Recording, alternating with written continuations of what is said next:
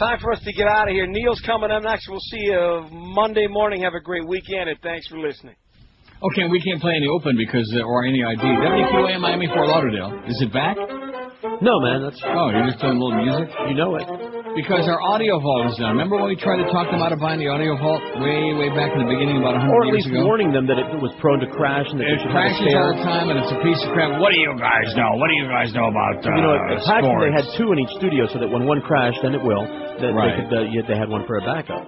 So that means we might not have a whole lot of spots today for a little while. We might as well shut the damn thing down. It's Friday, you bastard. I miss it so boring. What's better than a live radio show every morning on TV? Well, just about anything. But that hasn't stopped MSNBC from teaming up with radio's original bad boy, who now looks like a nasty old lady. Listen, Bernie. Imus. Tell that intern this copy sucks.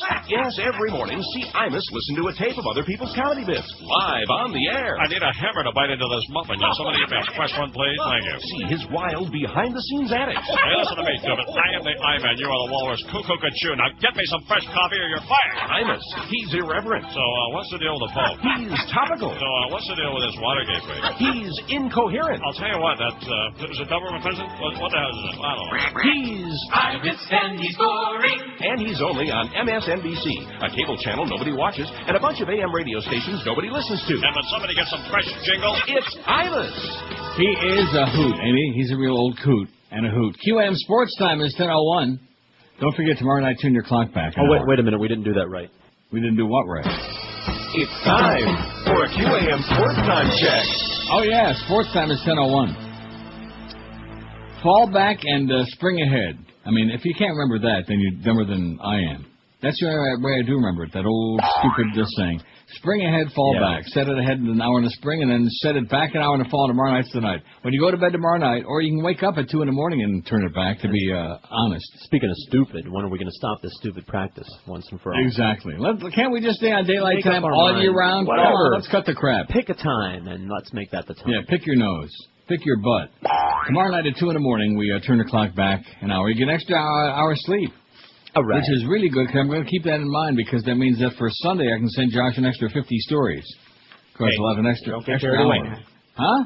So don't get carried away now. Why should you send him the It's either story? that or that other idea I was suggesting before. I think that was a wiener. Speaking of wieners, Jackson's Ice Cream Parlor in Daney, which is celebrating their 50th anniversary, is bringing an ice cream and wieners for the guys today at about 11:30.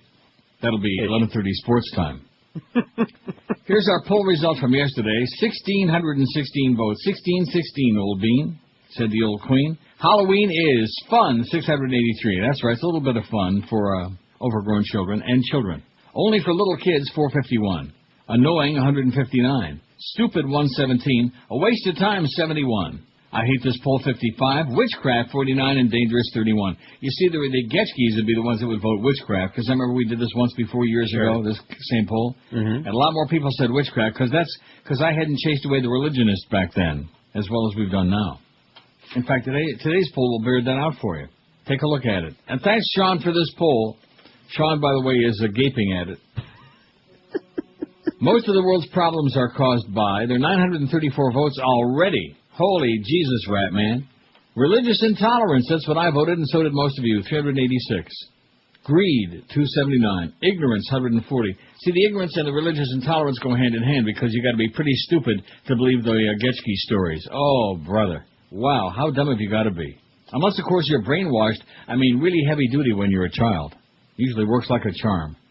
That's why it almost cracks me up a little bit if it weren't so pathetic when they show those pictures of the kids in Pakistan and Saudi Arabia, all the Muslim kids, and they're sitting there and they're rocking back and forth and reading the Koran, And, of course, meanwhile, everybody else, the Jews and the Goyim, they're looking at them thinking, oh, my God, look how barbaric they are. Right. Yeah, not like us.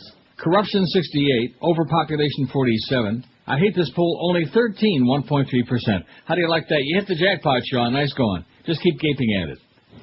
And natural disasters, solamente uno. There was none, and now all of a sudden finally one out of 934. I think we can get to that 1,000 easy by the bottom of the hour, and then we can go home. How's that sound? Let's do it. It's Friday. So that's the poll news and the Jackson's Ice Cream news. Here's some DUI checkpoint news. And George was telling me that when I was on vacation last week. Was it last week? It seems like months ago. Yeah, I better take another one right now. Week. How do I'm you going like on that? vacation now. See ya. Do it, lazy. The Broward Sheriff's Office, when I was on vacation, you were passing some of these along? Yes, I was. And, of course, they do post these in accordance with the Supreme Court ruling in very teeny tiny print. Right, hidden on their website. Right. But some of our listeners are astute enough to keep us up to date on this, so we can pass them along to you. So don't be out there getting all boozed up like Josh and then driving tonight, because they'll pull your ass over. It's tonight. The BSO DUI Task Force, in conjunction with other agencies and municipalities, will conduct a DUI checkpoint operation tonight from about 9 p.m. till 3 o'clock in the morning in the 1700 block of East Oakland Park Boulevard in Oakland Park. Well, you don't want to be going over there anyway, do you? Not me. Impaired drivers will be identified and DUI laws will be actively enforced. The information is published in compliance with a Supreme Court ruling mandating prior announcement of selective enforcement activities. It says that in real teeny tiny print. 1700 block of East Oakland Park Boulevard in Oakland Park, 9 o'clock tonight till 3 o'clock tomorrow morning. The DUI task force will be pulling your ass over and giving you what for. I'm going to put that over here in my pile to read again. Don't let me forget later on to read that again. Hey, don't forget. Well, here's a piece of Asiago cheese that I hadn't finished there. They're kind of stale now.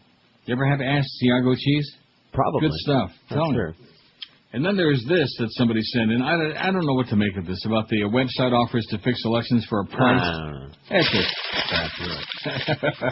I got too much important crap here. Too many fish to fry, baby. I don't have time for that crap. We got Curtis at Hooters, too, this afternoon. Mad Dog's on vacation or something. The Power Hour with Hank only, between 4 and 5, because Mad Dog obviously ain't here. So, and then we got Humper Solo 5 to 7. Wait till you hear what we got between 7 and 10 o'clock tonight. Oh, man. Woo! It's a mishmash. We got Craig Mish, and guess who's on with Craig Mish? I don't know. Lenny. Well, let me give you a clue. Budget's new frequent renter program. Hey, I guess that. Lenny Martez. Mishmash. Craig Mish and Lenny Martez, 7 to 10, because there's no Panther game. There's no anything. Eddie K at 10 o'clock tonight. How'd you like to follow 3 hours of Craig and Lenny? Oh, sure. Anyway, I'm sure Craig is just fine. Is Craig any good on the air or not? Be honest. Josh. Josh, yes. Actually, I've never heard him do a show. I've just heard him do updates. And? He does a fine job in updates. He can actually speak. Huh? He's not like illiterate like Lenny Martinez. Well, Lenny's not illiterate. He just can't speak. He's got a quaggle. I mean, if what's her name? If Rita Cosby can be on MSNBC worldwide, then certainly Lenny Martez can be on this horseball station, especially on a Friday night. Anybody who's listening to radio on a Friday night, go out and get a life, would you please? I have no life. I'd like to think they'd be driving around to a I was thinking the other day, since somebody went off the air at nighttime on INZ, I'm thinking back in those days on W Snooze and... Actually, Alan Courtney was the one that started it. Maybe that's why his kid, Kevin Courtney, when he had his weekend show there on IOD, was ripping me an ass. Of course, how many people have thought that they were going to make a big career by ripping me an ass on the air? You know? All of them? Like Dickie Farkle and all of those guys. Joey. Oh, Joey. Grego. Grego. Oh, Greg. Oh. Yeah. Whose claim to fame was that he kept talking about his girlfriend's bowel movements. That was the medley of his topic, yeah. Mm-hmm. He was on the air for like about 5 minutes, and the lady broadcasters, or whatever they call that organization, gave him an award as the broadcaster of the year. Remember that? No. Yeah. I don't know what that was all about. Anyway, he wasn't on very long. And then, of course, there was always the Sheik, Sheik of Araby, who was Neil without the drops. Right. Without the droppings. Oh, no. Come on, Neil, you can do better than that. Anger as rabbis demand boy be recircumcised, but there's a lot of circumcision stories this week, you know what? Yeah, cut the crap. A boy on the verge of his bar mitzvah was told he was not properly circumcised and therefore was not Jewish. Orthodox rabbis in Sydney, Australia said he had to be recircumcised within 4 days of the ceremony, which marks the tradition of Jewish boys to adulthood at 13, couldn't go ahead. The boy's mother, the journalist Ross Rains, said she was shocked and sickened and refused a second circumcision. He's undoubtedly circumcised. It's just a matter of degrees, she said. She was able to arrange the ceremony on the same day this month at a progressive synagogue, a more liberal version of Judaism. In other words, not as frum, as they say. In accordance with Jewish practice, the boy was circumcised when he was 8 days old. It was done in a hospital by a Jewish doctor in the presence of a rabbi, but obviously he cut on a bias. Ms. Rains, a convert to Judaism, told the Orthodox rabbi she wouldn't contemplate an operation under general anesthetic 4 days before the ceremony.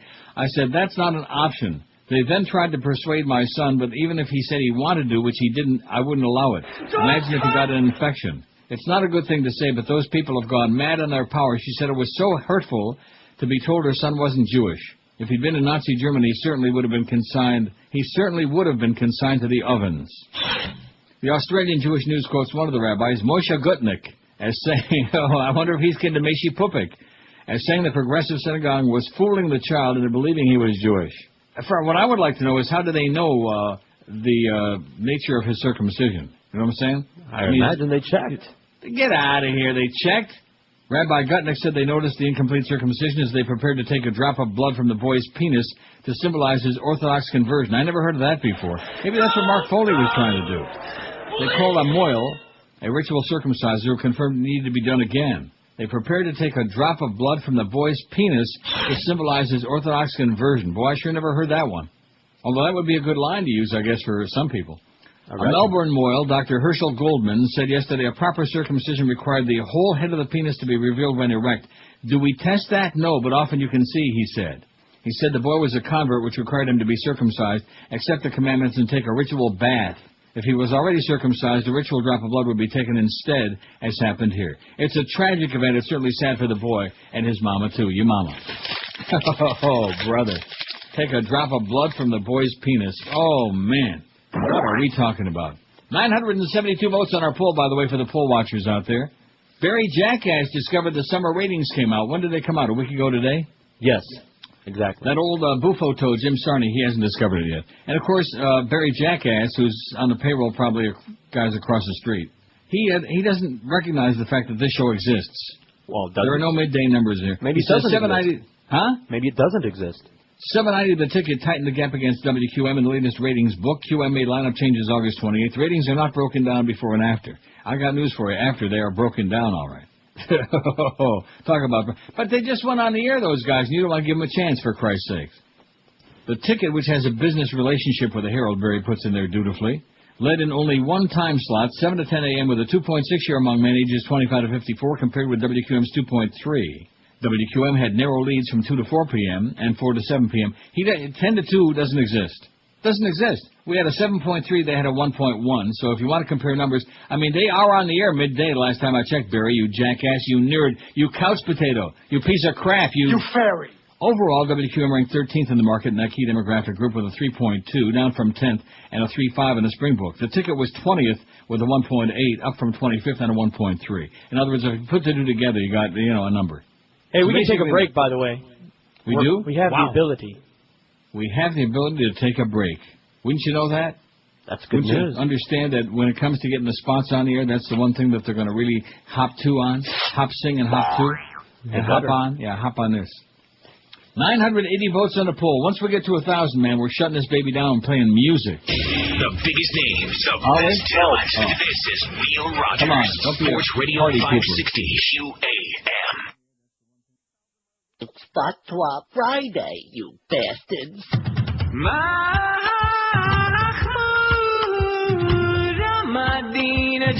on, let's try another stunt rejoin.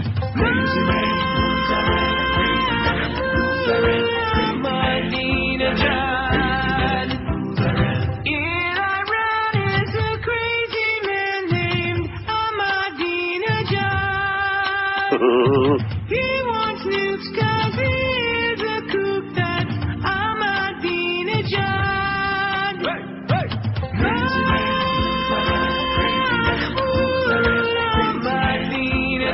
Take a puke at that. 1,002 votes.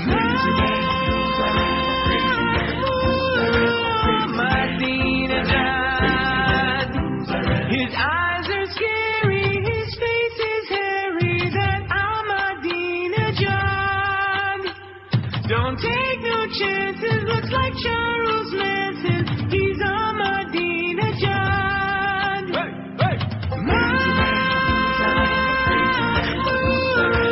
Ahmadinejad. 10:18. Sorry, I got caught on that phony rejoin again. I was busy looking something up on the internet. That's all right. And there you go again. That thing is, it's deliberate. I mean, obviously it's another attempt by Clarence to try to screw us up and throw a monkey wrench into the works. See right but through not him. working, is it, Clarence, though? Not working too well. 1,002 votes on the poll. That means we can go heavy-duty music rotation here on QM, where our sports time is 10:18. An Environmental Protection Agency whistleblower who has long argued that her agency failed to issue proper warnings about air quality at the World Trade Center disaster site has leveled new accusations against the agency, according to Raw Story. She said that the air is really raw, and your throat's getting raw, and your eyes are getting red and sore. As Raw Story reported this past August, Kate Jenkins, an EPA biochemist, sent a letter to the New York congressional delegation alleging that the inconsistent official reports about inhalant alkalinity were part of an intentional cover-up by government scientists and officials. Jenkins' latest 60-page document addressed to the acting inspector general of the EPA is in large part a compilation of her previous allegations, but also claims to offer new evidence that criminal fraud is to blame. In the latest report, Jenkins contends that by failing to report that some of the particulates in the air can constitute a severe health hazard. I'm wondering, how do they get that drop of blood out of the boy's penis? With a knife. Get out of here with a knife, my ass. I'll get a long knife. With a knife. Probably with a pin. They probably have to prick it. With a scalpel. In the latest report, Jenkins contends that by failing to report that some of the particulates in the air constituted a severe health hazard, and by suppressing the results of tests for the presence of other toxic chemicals, the EPA misled the public about the dire health consequences of remaining near ground zero or participating in the cleanup effort in the days following the attack.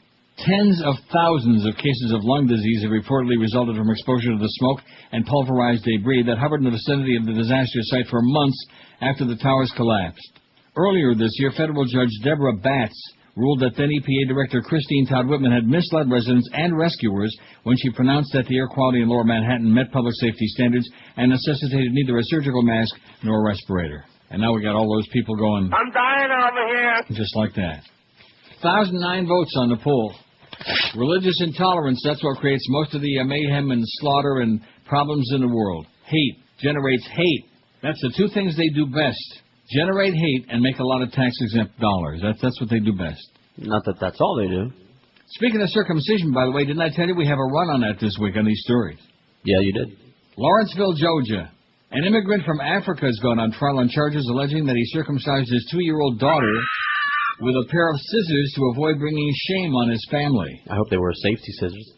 It appears to be a groundbreaking prosecution for a case of female genital mutilation in the U.S., said Tana Bien-Ami, executive director of Equality Now, a New York-based human rights group that focuses on violence and discrimination against women and girls around the world.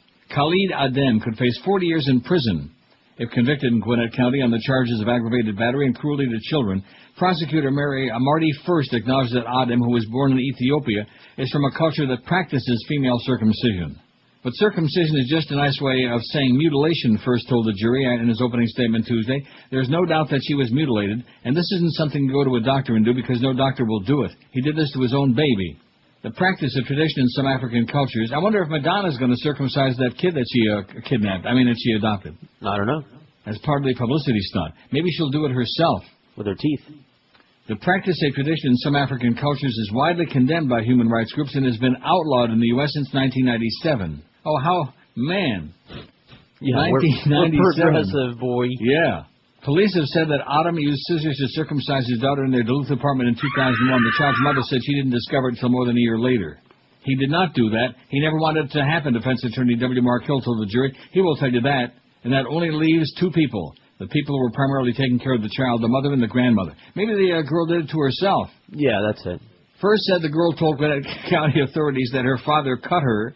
The prosecutor quoted Autumn as saying in late 2002 and early 2003 that if the girl were not circumcised, it would be a shame to the family. He said he wanted the girl to have it done so she'll not be promiscuous, First added. He also said Autumn implied he'd already circumcised the girl. Hill denied Autumn ever made any of those statements, asked how the victim's mother could not have known for more than a year the girl was circumcised. Hill said Fortunate Adam, that's her name, Fortunate Adam's allegations stem from a nasty divorce and a custody battle over the girl. How unfortunate. That all is. Yeah, like I said, everybody can make a baby. It doesn't take any great skill. Mm-hmm. All these people making babies, all these lunatics. 1,012 votes on the poll. We are really off to the races. Let me tell you that right now. Oh, Swartz Creek, Michigan. Speaking of the races, a plastic bottle with foul-smelling contents that was found in a men's bathroom at Swartz Creek High School 2 weeks ago prompted an evacuation and a visit by the bomb squad. Not that we're in a state of panic, you understand, in the country, but we're in a state of panic. Lab results show the bottle contains spoiled milk. The bottle had been sitting in the student's locker, was left on the ledge in the bathroom. The Flint Journal reported Tuesday. It was found October 9. Officials initially said they believed it contained a mix of household chemicals. You know, like those dangerous chemicals they're going to mix on the plane when they got to kill all of us? It looks like it was chocolate milk, old, spoiled, and under pressure, Superintendent Jeff Pratt said. Pressure from the spoiled milk apparently caused the bottle to expand, making it look more suspicious. Pratt said school officials erred on the side of caution, noting that possible threats can't be taken for granted. 2 police officers and 3 members of the bomb squad refused to go near it or touch it, and that was good enough for me, Pratt said. Students were evacuated to the football field, later dismissed. It turns out a student had cleaned out his girlfriend's locker, found the bottle, accidentally left it in the bat room. Swartz Creek Police, or maybe they were just chugging it down, some chocolate milk in the bat room. Swartz Creek Police Chief Rick Clollinger said, I don't want to go into it. It's very delicate and tasteless, but there are actually some fat people who eat on the can. You do know that, don't you? I've heard of this, and I've seen people walking into the bathroom with food. With food. Oh, man. And they were not necessarily fat people, just people, food, beverages, etc. Yeah, but fat people who are constantly eating, see, so in other words, if they want to take a tea room break, that isn't a food break. Swartz Creek Police Chief Rick Clollinger said the milk was inside a clear, nearly 16-ounce water bottle. I know that after the fact makes us look on the silly side. He said that we sent the kids home because of spoiled milk on the shelf, but all the right decisions were made, he said. Well, of course, because the police never make a wrong decision, do they? No, always make all the right decisions, all the time, and all of these things. Speaking of that, don't forget about that DUI checkpoint. I don't want to overdo it with that, but I think, it's a public service. That is, unlike what they're doing. Us against them. The BSO DUI Task Force, in conjunction with other agencies and municipalities, conducting a DUI checkpoint operation tonight, 9 tonight till 3 o'clock tomorrow morning. In the 1700 block of East Oakland Park Boulevard in Oakland Park, impaired drivers will be identified and DUI laws will be actively and strictly and heavy-duty enforced. Make no mistake about that. You got it? I got it. Don't say we didn't warn you, okay, when they drag your ass away. 26 past 10 is our QAM sports time. Now, what are we going to do with that? I guess you have to send me that time check thing. Yeah, I will. And you're not going to do it now, though, right? Send it to you? No, I'm not. Play it. Time for a QAM sports time check. Too late. I already gave it. Yeah, I got the check. Got my car fixed. It's my birthday. Fixed my own birth. Imitated, right? Geico. Real service, real savings. It's my birthday. It's Dial Mattress's 30th birthday. How many? About 30, man. And to celebrate, Dial Mattress and Simmons are offering the lowest price of the year on the best-selling Simmons Beauty Rest Pillow Top. You can choose from South Florida's biggest selection of Simmons Beauty Rest with same-day delivery. If you're finally ready for a good night's sleep, this is the thing to do. Just sit there and reach over, grab your phone, make that one easy call, and that's all you have to do while you're shoveling that ice cream down your throat. Call 1-800-MATTRESS and get yourself factory direct prices and award-winning service with no nonsense like I've been doing for years. Dial-A-Mattress has a 12-month financing deal, and with Dial-A-Mattress, you pick the date and time you want delivered, and they take the new mattress to you any day you want, any time you want in the 2-hour window. 7 days a week from 8 a.m. to 10 p.m., like noon to 2, 1 to 3, whenever you're going to be home, even the same day that you call. In other words, if you call right now, you can be sleeping in real serious comfort as soon as tonight. That's why Dial Mattress is ranked number 1 in customer satisfaction, why all of us here at QAM have been using Dial Mattress for a long, long time. On the web, look them up at dialmattress.com or make that easy call. Don't have to leave the house and run around town shopping. Just call Dial Mattress at 1-800-MATTRESS. 1-800-MATTRES. Leave off the last S because it stands for Stupendous Sensational Savings. The biggest names, the best talent. This is Neil Rogers, Sports Radio 560 QAM. It's Friday, you bastard. How may I be helping you today? Hey, would you please be having a blue Slurpee? We are having a sale on Camels. We have had about many flavors. I'm afraid that is not feasible. R-A-G-G-A-G-A-D-A. Okay, I tell you everything. My skin may be brown, but inside I think. Yes, it's true, it put our women in bags. It is only because they smell so bad. You can blame a group for reactions of a group, but we don't all drink our wee-wee. It smell like our poop. Let's stop making fun of me. Let's shave off my beard, make my face clean. Raghead. If you excuse me now, I'm ready to see R-A-G-G-A-G-E-D. Raghead, ah-la-la-la. Raghead, ah-la-la-la. Raghead, ah-la-la-la. Raghead, ah-la-la-la. Raghead, ah-la-la-la. R-A-G-G-A-G-E-D. Raghead. 10:32, nice headgear. So Miss Fudge, of course, always leading the way. You can see the bat line must have been ringing off the hook this morning in the Fudge household. Probably scattered all them visitors. Alan's Revenge exposes underage sex scenes in opponents' novels. Gee.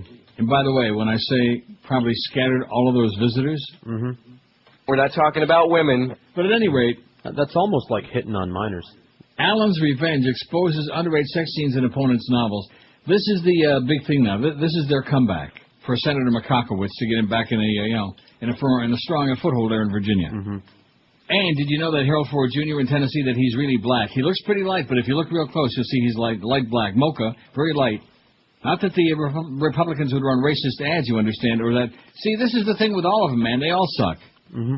You're worse than I am. You're black. No, you're redneck. Now you're writing steamy, sexy novels. You're full of crap. Yeah. You're a pervert. Well, you're fake. All this crap. What are you going to do for America, huh? Nothing. Speaking of doing nothing for America, here's your president. President Bush signed a bill yesterday authorizing the construction of that fence along a third of the 2,100-mile U.S. border with Mexico, but missing from the legislation is a way to pay for it. Only a third? A third of the border. Well, I'm sure that Lou Dobbs will be there covering the other two-thirds. He's big enough to do it. He's just going to lay down.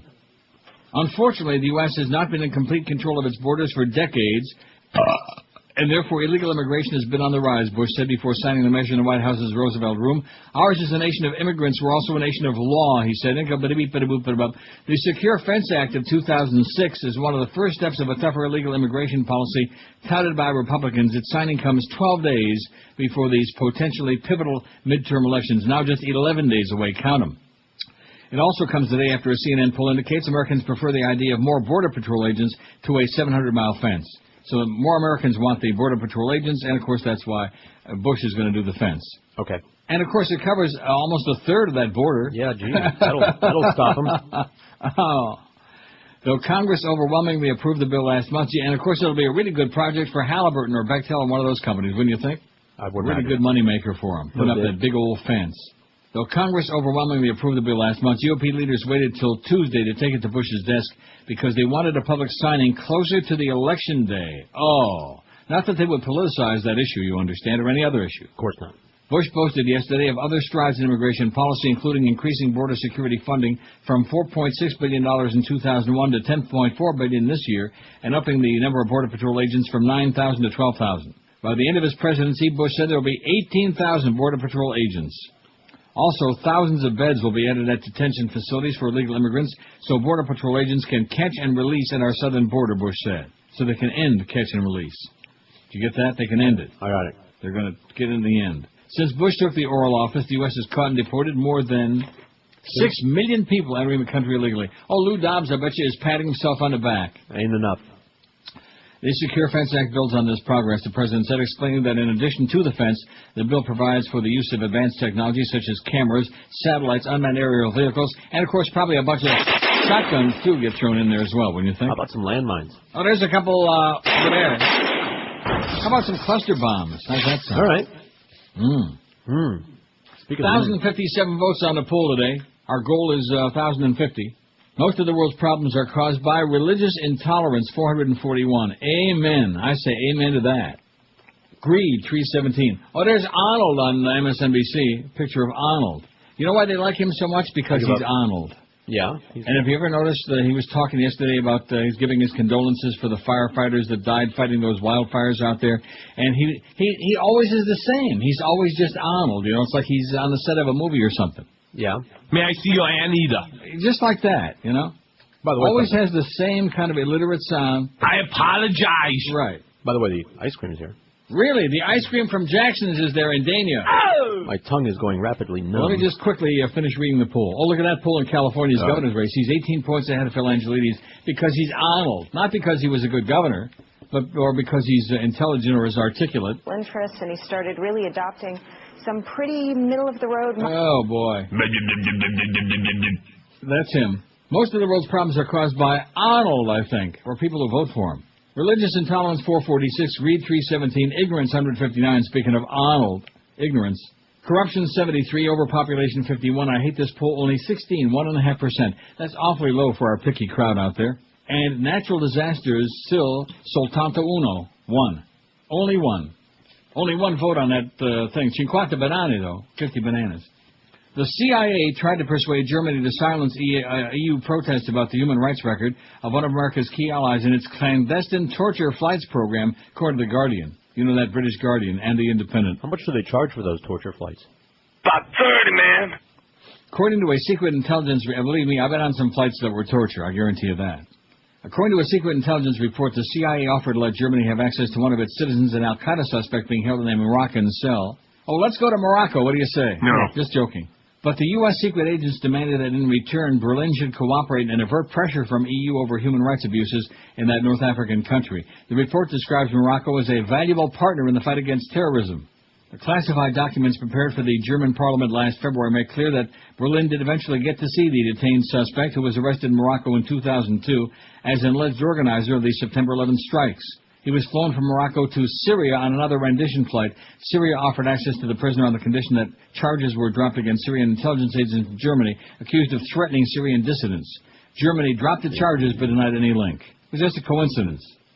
After the CIA offered a deal to Germany, EU countries adopted an almost universal policy of downplaying criticism of human rights records in countries where terrorist suspects have been held. They've also sidestepped questions about secret CIA flights partly because of growing evidence of their complicity. There's no torture going on, you understand. In fact, they're only doing things to them that make them beg to be waterboarded. Right. Waterboarding my ass. Isn't that what you have to do before you become... I didn't know that the Jews did that thing with the bath. I didn't understand. I think the Orthodox Jews are very much like some of these other Getskis. I didn't pay that much attention to them. What are you talking about? I beg your pardon? Everybody ripped them off. Yeah, I know that. You mean like having all those babies? Is that one of the deals? That's one of them. Be a fruit and multiply. Is that what they said? 20 to 11. You didn't play that jingle. Oh, I'm sorry. It's time for a QAM Sports Time check. 20 before 11 is QAM Sports Time. We got Curtis at Hooters at 2 this afternoon, and then the Humper for 3 solid hours. We apologize, we ain't got no ball game. We got no hockey game. Panthers lost in Jersey last night. Of course, they always lose to the Devils, virtually always, so we apologize for that. I apologize. But no hockey game tonight. The Panthers are at the Islanders tomorrow night. We'll have that game. Any interest? No. And also we got the Hurricanes in Georgia Tech. Is Georgia Tech any good, Josh? Yeah, they're very good. They are? Yeah. Oh, that would be another Hurricane loss coming up then. Oh, no. Woo! One thing we know, the Dolphins won't lose this weekend because they ain't playing. But they'll double up on the loss total when they play the Bears in Chicago next weekend. Ooh, boy. Let me tell you now about a fantastic thing that's going on over at Lou Backroad Chile, where I've been doing business for over 20 years. It's the Race to 1,000. For the first time in their history, Lou Backroad Chevy wants to sell 1,000 cars in 1 month, and there are just a few days left in the month to do it. So if you want to take advantage of the better-than-ever savings right now is the time to get over there. They've got the biggest selection of new and used cars, including those hot new Corvettes. It's like a dream. It's just like living a dream when you're driving a Vet. Take it from me. Trucks, SUVs, minivans, the biggest selection anywhere. And they've also got used cars starting at just $3,995. Every single one of them backed by a Carfax guarantee. Don't forget now, Lou Backroad's out to sell 1,000 cars this month, and in order to do that, they're staying open until midnight every night. Forget the price. Make them an offer, and they'll beat any deal. More money for your trade. They give you 0% financing. Rebates up to $6,000, whatever it takes to get that deal done. Only at Lou Backroad Chevy with 2 locations for you. They're in Pompano Beach, a quarter mile west of I-95. Look for that gigantic American flag waving in the breeze.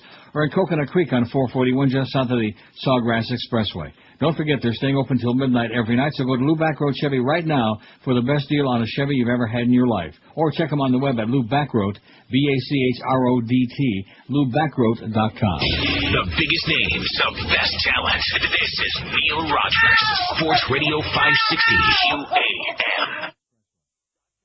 This is G. Gordon Liddy, and they don't come any worse than Neil Rogers. Absolutely. Coming up tonight on Inside the Behind the True Hollywood Celebrity Music Biography Profile Story. They may be the most obscure, mysterious band in the history of popular music. Who were the Beatles? Say you want a revolution, well, you know. Unfortunately, this rare recording is all we have of a band we believe was called the Beatles. Rock historian Nathan, I know more than you. Who were they? How can we ever buy CDs of some of the songs they supposedly recorded? What kind of impact did they have on popular music? Sadly, we may never know. It's frustrating for my colleagues in music history. Well, come on. I mean, there's nothing on these guys. Nothing on film, nothing on tape, no audio. I mean, they've never had any books written about them. Crikey, where do you even start? Recent studies have reportedly concluded that the Beatles, if that really was their name, came from somewhere outside America.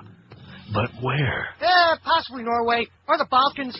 We've had reports that they were from some place called Livermore. Yeah, but that's in freaking California, so it's anybody's guess. Only one other fragment, recently unearthed by a BBC researcher, provides a hint. This tantalizing snippet is from a piece of discarded audio tape at a 1968 recording session, somewhere in Europe. Bloody Yoko! Get out of here, Yoko! Piss off! Sadly, no one knows what a Yoko is. The Beatles, with no usable information on them anywhere, especially on the internet. We may never know why they mattered.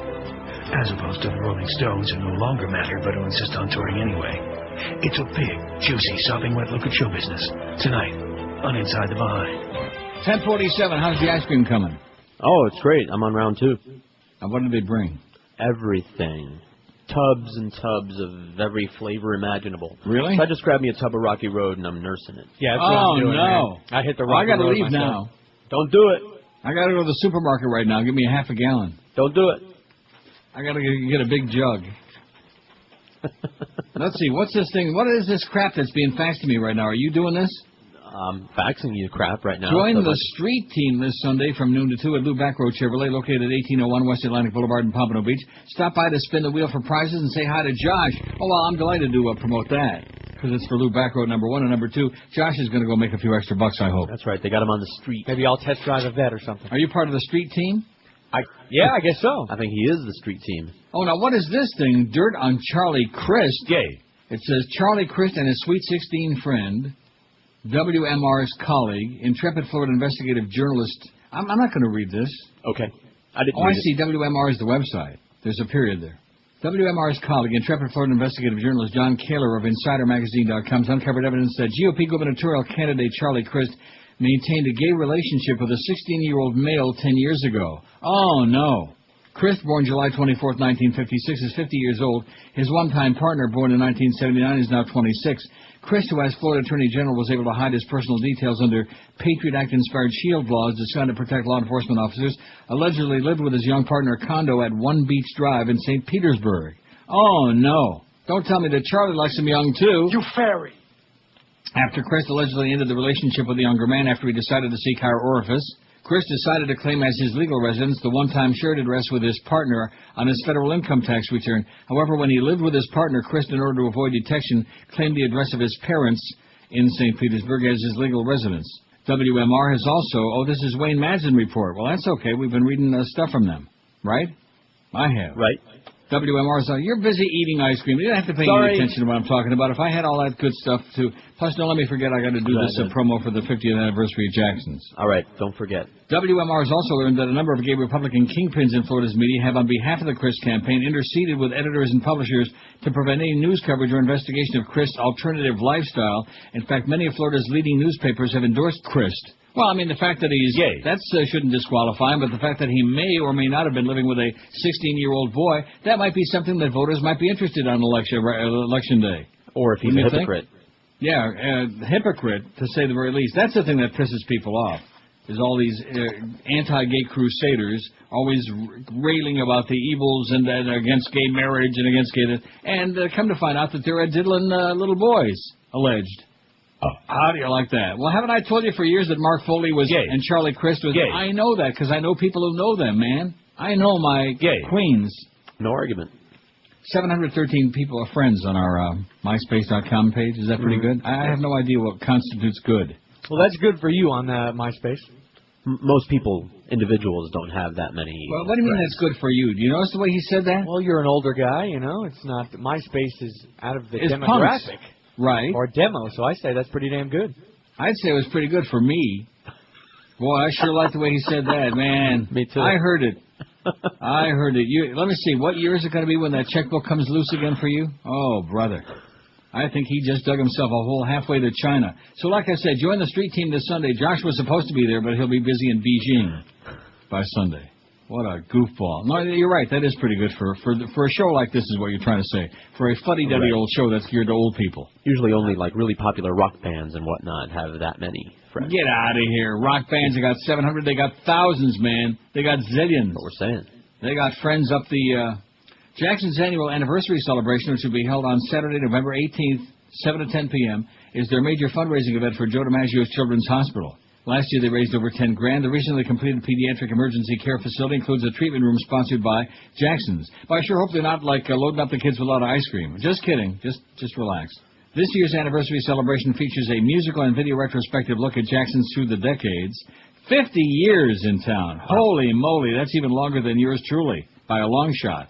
I've been there many a time, man, and when you go to Jackson's, that's when you're really going to pig out. You're going to get one of them big concoctions in a huge bowl, like in a bucket.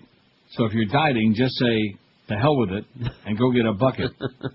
Musical celebrity entertainers will be on hand to help us rock the night away. It says other activities at the anniversary celebration include a silent auction and raffle, sponsored by dozens of local businesses, and the sale of food and soft drinks, from which all proceeds benefit Joe DiMaggio Children's Hospital. Jackson's continues fundraising throughout the year by providing a cash donation site inside the restaurant. Jackson's Restaurant in Dania on Federal Highway. You can't beat it with a stick, man, if you're into ice cream. I didn't know they also had other kinds of food. They brought weenies for you, too, today? Well, I assume we're going to get some cooked ones, but yeah, we got some bags of weenies in here. Well, what do you mean by that? Raw weenies?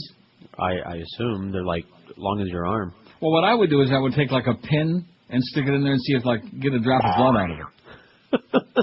1,107 votes on the poll. We got 11:07. It's not even 11 o'clock yet. Man, we are doing phenomenal things here on this used to be great radio station. QAM non-sports time is 10:53. C2 can play that game. What is with you? Would you just eat the ice cream and shut up? You're starting to get... Isn't he getting like the bird now? Pretty soon he's going to be doing... Yeah. God. Bush administration efforts. By the way, we're bringing Ferrall back doing mornings starting on Monday. Scott Ferrall's coming back. Nah. Wouldn't that be something? Wouldn't that be a hoot? I wonder how that man cow thing's coming around on Men Radio. Bush administration effort. How the hell did they get that?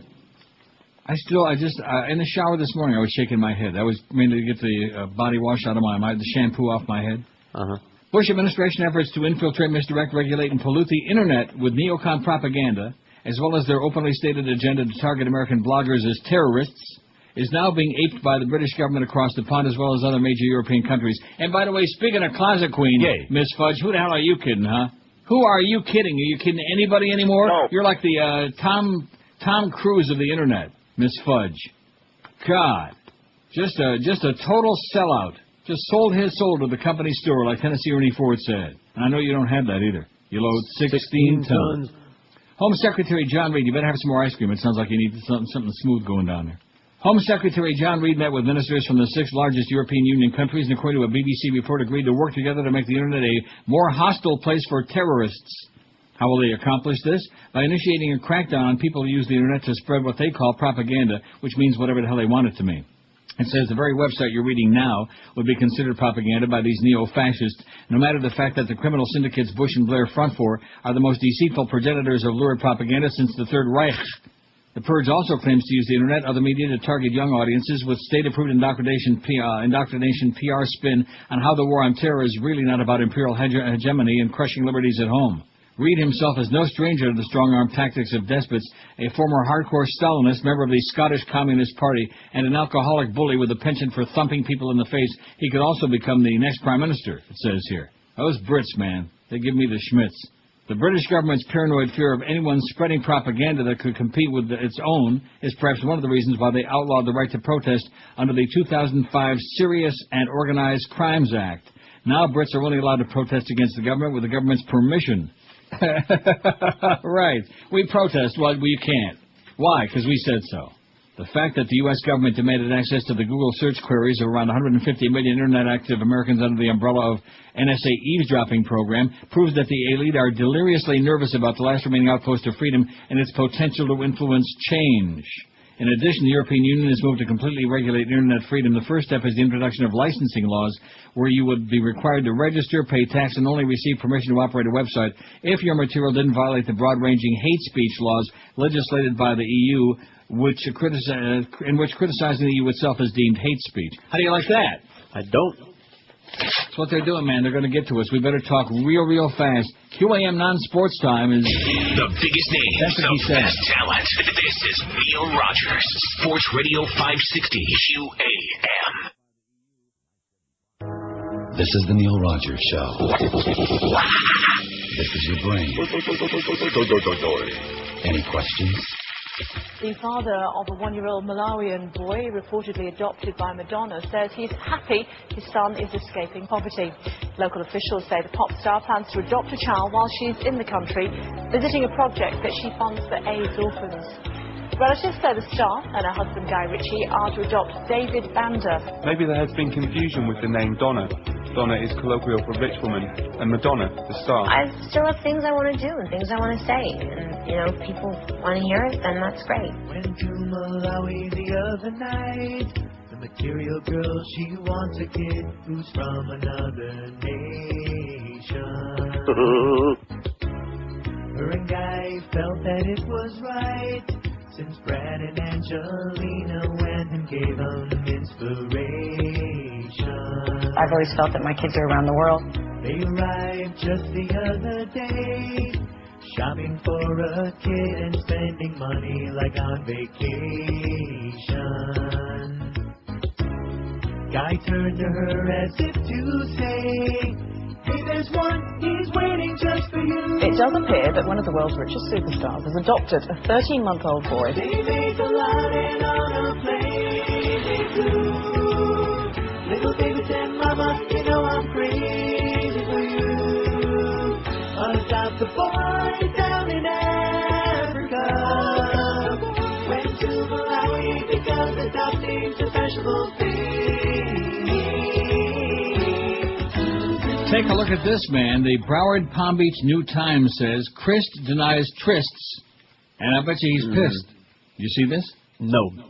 Article by Bob Norman. He says a young rising star in the Republican Party has boasted to witnesses of his sexual relationship with Charlie Crist, the frontrunner in the Florida governor's race, who has repeatedly denied that he is gay. The GOP staffer, 21-year-old Jason Wetherington, told friends at separate social functions in August that he had sex with Crist, according to two credible and independent sources who heard Wetherington make the claim firsthand, so to speak. Wetherington, who recently worked as a field director for U.S. Senate candidate Katherine Harris and currently works for State Representative Ellen Bogdanov's, whatever her name is, re-election campaign, also named a man whom he said is Crist's long-term partner, a convicted thief named Bruce Carlton Jordan, who also recently worked for Harris in her long-shot Senate bid. Jordan made headlines recently when the Herald learned that the felon was working as Harris's travel aide. The newspaper noted that Jordan, 42, was reported to be close friends with Charlie Crist, whom he convinced to attend an annual Florida Funeral Directors Association meeting in 2003. Jordan was charged in 2003 with stealing thousands of dollars from two organizations for which he worked, including the Tallahassee-based Florida Funeral Directors Association, where he served as executive director. He completed a 60-day jail sentence in February and will be on probation until the year 2011, according to state records. When the Miami Herald questioned Crist about Jordan this past August, the frontrunner in the governor's race told the newspaper he doesn't remember the man. I don't know who Bruce Jordan is, he said at the time. It doesn't mean I haven't met him. I don't know who you're speaking about. I asked Crist during a phone interview on Monday morning if he had ever had sex with Jordan, writes, who wrote this? This guy, Bob Norman. No, I don't recall the name, he said. That Crist doesn't remember Jordan seemed incredible to me. Not only did the Attorney General make a special appearance at the Funeral Directors Conference, but former presidents of the association say Jordan was known to be pals with Crist. Pals. Attempts to reach Jordan weren't successful, but his father told me that Crist and his son are friends. He talks about Crist, but I don't think he's seen Charlie in a while, said Albert Jordan, who lives in Inverness, where he and his wife raised their son. When asked if his son and Crist had a sexual relationship, the father said simply, not as far as I know. I recounted some of those facts with Crist. I'm not saying I haven't met him. I probably have, he said. I just can't picture him, that's all. I also asked him about Wetherington's claim to sources that he had sex with Crist. That's ridiculous, he said. Completely false. Then I asked him if he'd ever in his life had sex with a man. Never, he said. While there's no proof that Wetherington, what he said is true, it's clear that he said it. I first learned about his claims after receiving an anonymous email October 6th. The email was linked to a 2003 story of mine reporting that now-disgraced Congressman Mark Foley was gay. Why don't you do the same story for another hugely visible Florida politician running for office? Call it if you want a starting point. Immediately I knew the email was referring to Charlie Crist. For years it's been rumored that Crist, the favorite to move into the governor's mansion after November 7th election, is gay. I was interested in pursuing the lead mainly because I've come to believe that any closeted politician in the Republican Party which openly woos homophobes into its ranks while opposing gay rights is fair game for the media. Crist, for his part, has been moderate on those issues and supports civil unions. I'm a live and let live kind of guy, he told me. But the Palm Beach Post reported on last Friday, that Chris can be heard in recently recorded phone calls targeting voters saying, I support a constitutional amendment to protect traditional marriages, and I oppose adoption by gay couples. I asked him about that, and he said he's always held those positions. I asked him if he thought it was fair for reporters to ask him about his own sexuality. Of course it's fair, he said. It just happens to be wrong. Many people aren't convinced that Chris is telling the truth. I am one of them, especially after reporting this column. The source behind the email, who asked that I not reveal his name for fear of retribution, is a gay man, a registered independent voter, and a former Republican who wasn't involved in Democratic Party politics. He was motivated to tell his story, he says, by his outrage at the Foley scandal. He recounted a dinner party of 4 people at a friend's posh waterfront home in Los Olas Isles. He didn't remember the exact date, but it took place in early August. He was there with his friend's partner in Wetherington. His friend struck up a sexual relationship with Wetherington after meeting him in an AOL chat room. Wetherington spoke at the party about working for Katherine Harris's campaign. To me, this was significant, since Harris is a stalwart of the religious right and openly denounces homosexuality. Wetherington even took a call from Harris after they sat down for cocktails before dinner. He was like Harris's gay valet, the source said. Kind of like Miss Fudge is to Richard Mellon's Scaife in the Republican Party. As they sipped their drinks, Jason started talking about his relationship with Christ, which he said had been sexual in nature. Charlie Christ, are you kidding? The source member was asking. Maybe he says, Jesus Christ, are you kidding? Maybe that's what he really said.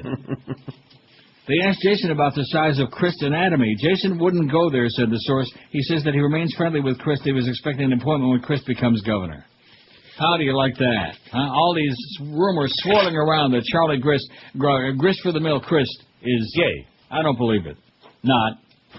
1,140 votes on the poll. I think we got a shot at 12 by 12. Wouldn't that be good? That'd be something. White House political... Oh, and by the way, speaking of that, and the reason that these are important stories, what did I do? Oh, yeah, GOP moves fast to reignite the issue of gay marriage. I guess I better shove that in line now. Bunch of hypocrites is what you are. Phonies and hypocrites, just like Miss Foley.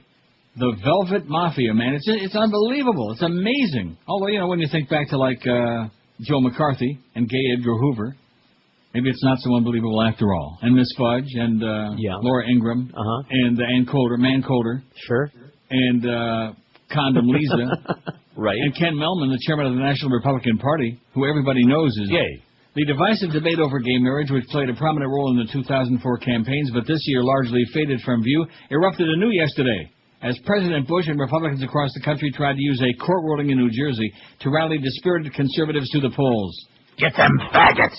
That's what it's all about. They got to find something to get those good religionists out there. Wednesday's ruling, in which the New Jersey Supreme Court decided that gay couples are entitled to the same legal rights and financial benefits as heterosexual couples, had immediate ripple effects. That's not nipple effects, ripple effects, especially in Senate races in some of the 8 states where voters are considering constitutional amendments to ban gay marriage. President Bush put a spotlight on the issue while campaigning in Iowa, which does not have a proposal on the ballot. With the Republican House candidate Jeff Lamberti by his side, Mr. Bush, who hasn't been talking about gay marriage in recent weeks, took pains to insert a reference into his stump speech, warning that Democrats would raise taxes and make America less safe. Yesterday in New Jersey, we had another activist court issue ruling that raises doubts about the institution of marriage, Mr. Bush said at a luncheon at the Iowa State Fairgrounds that raised $400,000 for Mr. Lamberti. The president drew applause when he reiterated his long-held stance that marriage was a union between a man and a woman, adding, I believe it's a sacred institution that's critical to the health of our society and the well-being of families, and it must be defended, he be saying. So that's what they got. That's pretty much all they got. And now, of course, they got Jim Webb there in Virginia, who wrote those salacious books, those novels. Thank God that the vice president's wife didn't do that and that he doesn't have a gay daughter. That she didn't write those steamy lesbian novels. 1,149 votes on the poll. Most of the world's problems are caused by religious intolerance, 487, which ties right into this whole thing right now. Who do we hate today? Who's the scapegoat? Who can we use the Bible to hurl invectives at? I like that. What? Your exorcist impersonation. No, it was not an impersonation. It was just came naturally. Most of the world's problems caused by religious intolerance by a bunch of lunatic getchkis, 487, greed, 340, ignorance, 167. And, oh, my God, there's so much of that going around. Dumb people. Corruption, 84. Overpopulation, 54. I hate this poll, only 16, 1.3%. That's mighty low. And natural disasters, still only 1. Probably somebody still got a blue tarp on his roof from Wilma. Mm-hmm. When you think somebody's got like a personal ass to grind. I don't blame him. I mean, you know, a lot of people went through a lot of tourists with that, including me. I spent a lot of money to put all the pieces back together. And George. Poor George, man. Look at him. Oh, he's got that big bonus coming. Yeah, that'll take care of all the damage. In fact, if I were you, I would invest that. I put it under my pillow. I put it away in a safe somewhere because it's probably the last one we're going to see in a long time. I just have that feeling. I don't know why. You mean you're not really confident that Joe Bell has put together a really no. Now that one trend, 1 month, that doesn't mean anything. They were just getting started, and already you're peeing on their parade there in the morning, and the Big O and all these guys. Just because you hate sports like poison, you're a panty waste. Mm-hmm. Yeah, that's it. Isn't that what it is? Sure. I mean, what kind of a real man doesn't like sports? I don't dislike sports. I don't want to watch other people do it and then talk about it all day. Seemingly enjoying how everything went, even having a chuckle at his defense's expense that some may have been complaining about ice time. Here's Danny Heatley after a hat trick. All right, Danny Heatley hat trick as Ottawa beat the Leafs last night 7-2. It could have been 700-2 if they really wanted to put the pedal to the metal because the Leafs suck. And the Panthers lost 2-0 in Jersey. See, there's a little sports talk for you, Clarence. A little sports talk. If you interject just a little teeny tiny bit of it, man, it can't be all bad. You know what I'm saying? Yeah, I can. Because then the word gets around all over town. Oh, they're talking sports on Neil Show now. And it's safe to go back. QAM non-sports time, by the way, is 11:13. The biggest names, the best talent. This is Neil Rogers, Sports Radio 560 AM. The biggest names, the best talent. It's the Kenny and Bo Morning Show. Is it ever going to end with UM? We have 19,000 TVs in here, and 18,999 have all the UM stuff, and we've got the Spanish channel on there. That's the only one I'm watching. You don't have to speak that language to know that language. We call that the language of look at the guns on her. Man, oh man. Weekdays 7 to 10, Sports Radio 560, QAM. Mortals are strange, they're never happy, never get paid and stay home all alone. Spider-Man, he's a thief, he won't share with Stanley. Stan's the guy who made him up, Spidey won't give him a cut. Look out, he's suing Spider-Man. Is he rich? No, he's not, 'cause they didn't give him squat. Movie made $400 million. That makes Stanley feel so ill. That's why he's suing Spider-Man. And the DVD is the biggest of all time. But they gave Stanley not one stinking dime. Spider-Man, here's a plan. Get all the lawyers that you can.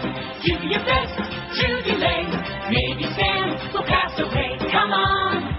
The whole thing was Stan's idea. He shouldn't work for free. Should pay him Spider-Man. Spider-Man. I can't stop singing that all the time. It's your fault. I know. How's the ice cream coming? I bet it's all gone. Oh, I had... Well, it's all put in the fridge. I mean, I'm not going to eat a whole tub in one sitting like some people I know. Pig. Oh, you're all done? Oh, I ate You inhaled it? For now. Josh ate the whole tub. Oh. I'll go back at it. Woo! This could have been the Neil Rogers death show. This would have been good. That guy that called in that time a few months ago that wanted to know when my funeral was going to be because that's his hobby, attending funerals of famous celebrities. That was one of the classic calls. When you come right down to it, the bridge tender. Tell us all about the great calls you've had over the years. Well, there's the bridge tender and the chronic from Lutz. Well, that's 2. Yeah, and how many years? About 30, man. That's why it's just a waste of time. You know what I mean? Mm-hmm. I mean, I could punch the thing up right now, and if anybody... They don't call anymore, do they? I can't tell. Oh, there's a line ringing, yeah. That's who it is. What's who it is? The Chronic from Lutz? Yeah, him. WQAM. All right. Uh-huh. And I reached right over and shut the monitor off again. White House political head honcho Karl Rove was interviewed by National Public Radio yesterday. He effectively announced plans to steal the coming elections. The polls point decisively to a Democratic majority in the House and possibly in the Senate. Yet Rove told NPR he was certain of Republican majorities in both houses and gave laughable reasons for his claim. Rove had no actual evidence to point to. Now, this could be seen as the obsessive lying of a political hack were it not for the fact that Rove's party has stolen elections in 2000, 2002, and 2004, and has recently increased dramatically the opportunities for election fraud with new machines, new ID requirements, new purging techniques, and already begun dirty tricks in a number of states, including machine foul-ups already in Maryland, Virginia, Texas, Illinois, and the U.S. military. Rove's strategy is clear to steal the elections and put forth a paper-thin excuse to justify it, one he hopes the corporate media will again accept. How do we know that Rove's strategy, that's Rove's strategy? Because he announced it yesterday on NPR. It's got the transcript in the story. But nevertheless, not that they would do that, you understand. Not that America would sit by. Oh, there's that unctuous, oh, God, who is that? I believe, in my heart... That's not Babe Buchanan, is it? My gut that we're going to pick up that Maryland seat with Michael Steele.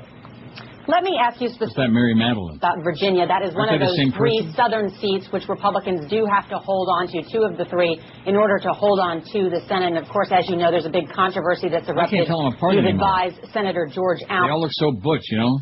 They look like Canadian women, real macho. Molly Ivins writes a campaign of sleaze. She says, even by Limbaugh standards, recent attack on Michael J. Fox in several levels, lower than tacky. It's a race to the bottom, Molly says, for misinformation and cruelty, not to mention plain old dreadful manners. It's so hard to beat Rush Limbaugh. We can only measure the great blowhard against himself. Even by Limbaugh standards, his recent attack on Michael J. Fox, the actor, is several levels lower than tacky. Fox, who has Parkinson's disease, has done some political ads favoring candidates who in turn support stem cell research. He's exaggerating the effects of the disease, Limbaugh told his listeners. He's moving all around and shaking, and it's purely an act. This is really shameless of Michael J. Fox. Either he didn't take his medication or he's acting. This is the only time I've ever seen Michael J. Fox portray any of the symptoms of the disease he has. The reaction from Parkinson's experts was swift and angry. It's a shameless statement, said John Rogers of Parkinson's Action Network. It's insulting. It's appallingly sad at best.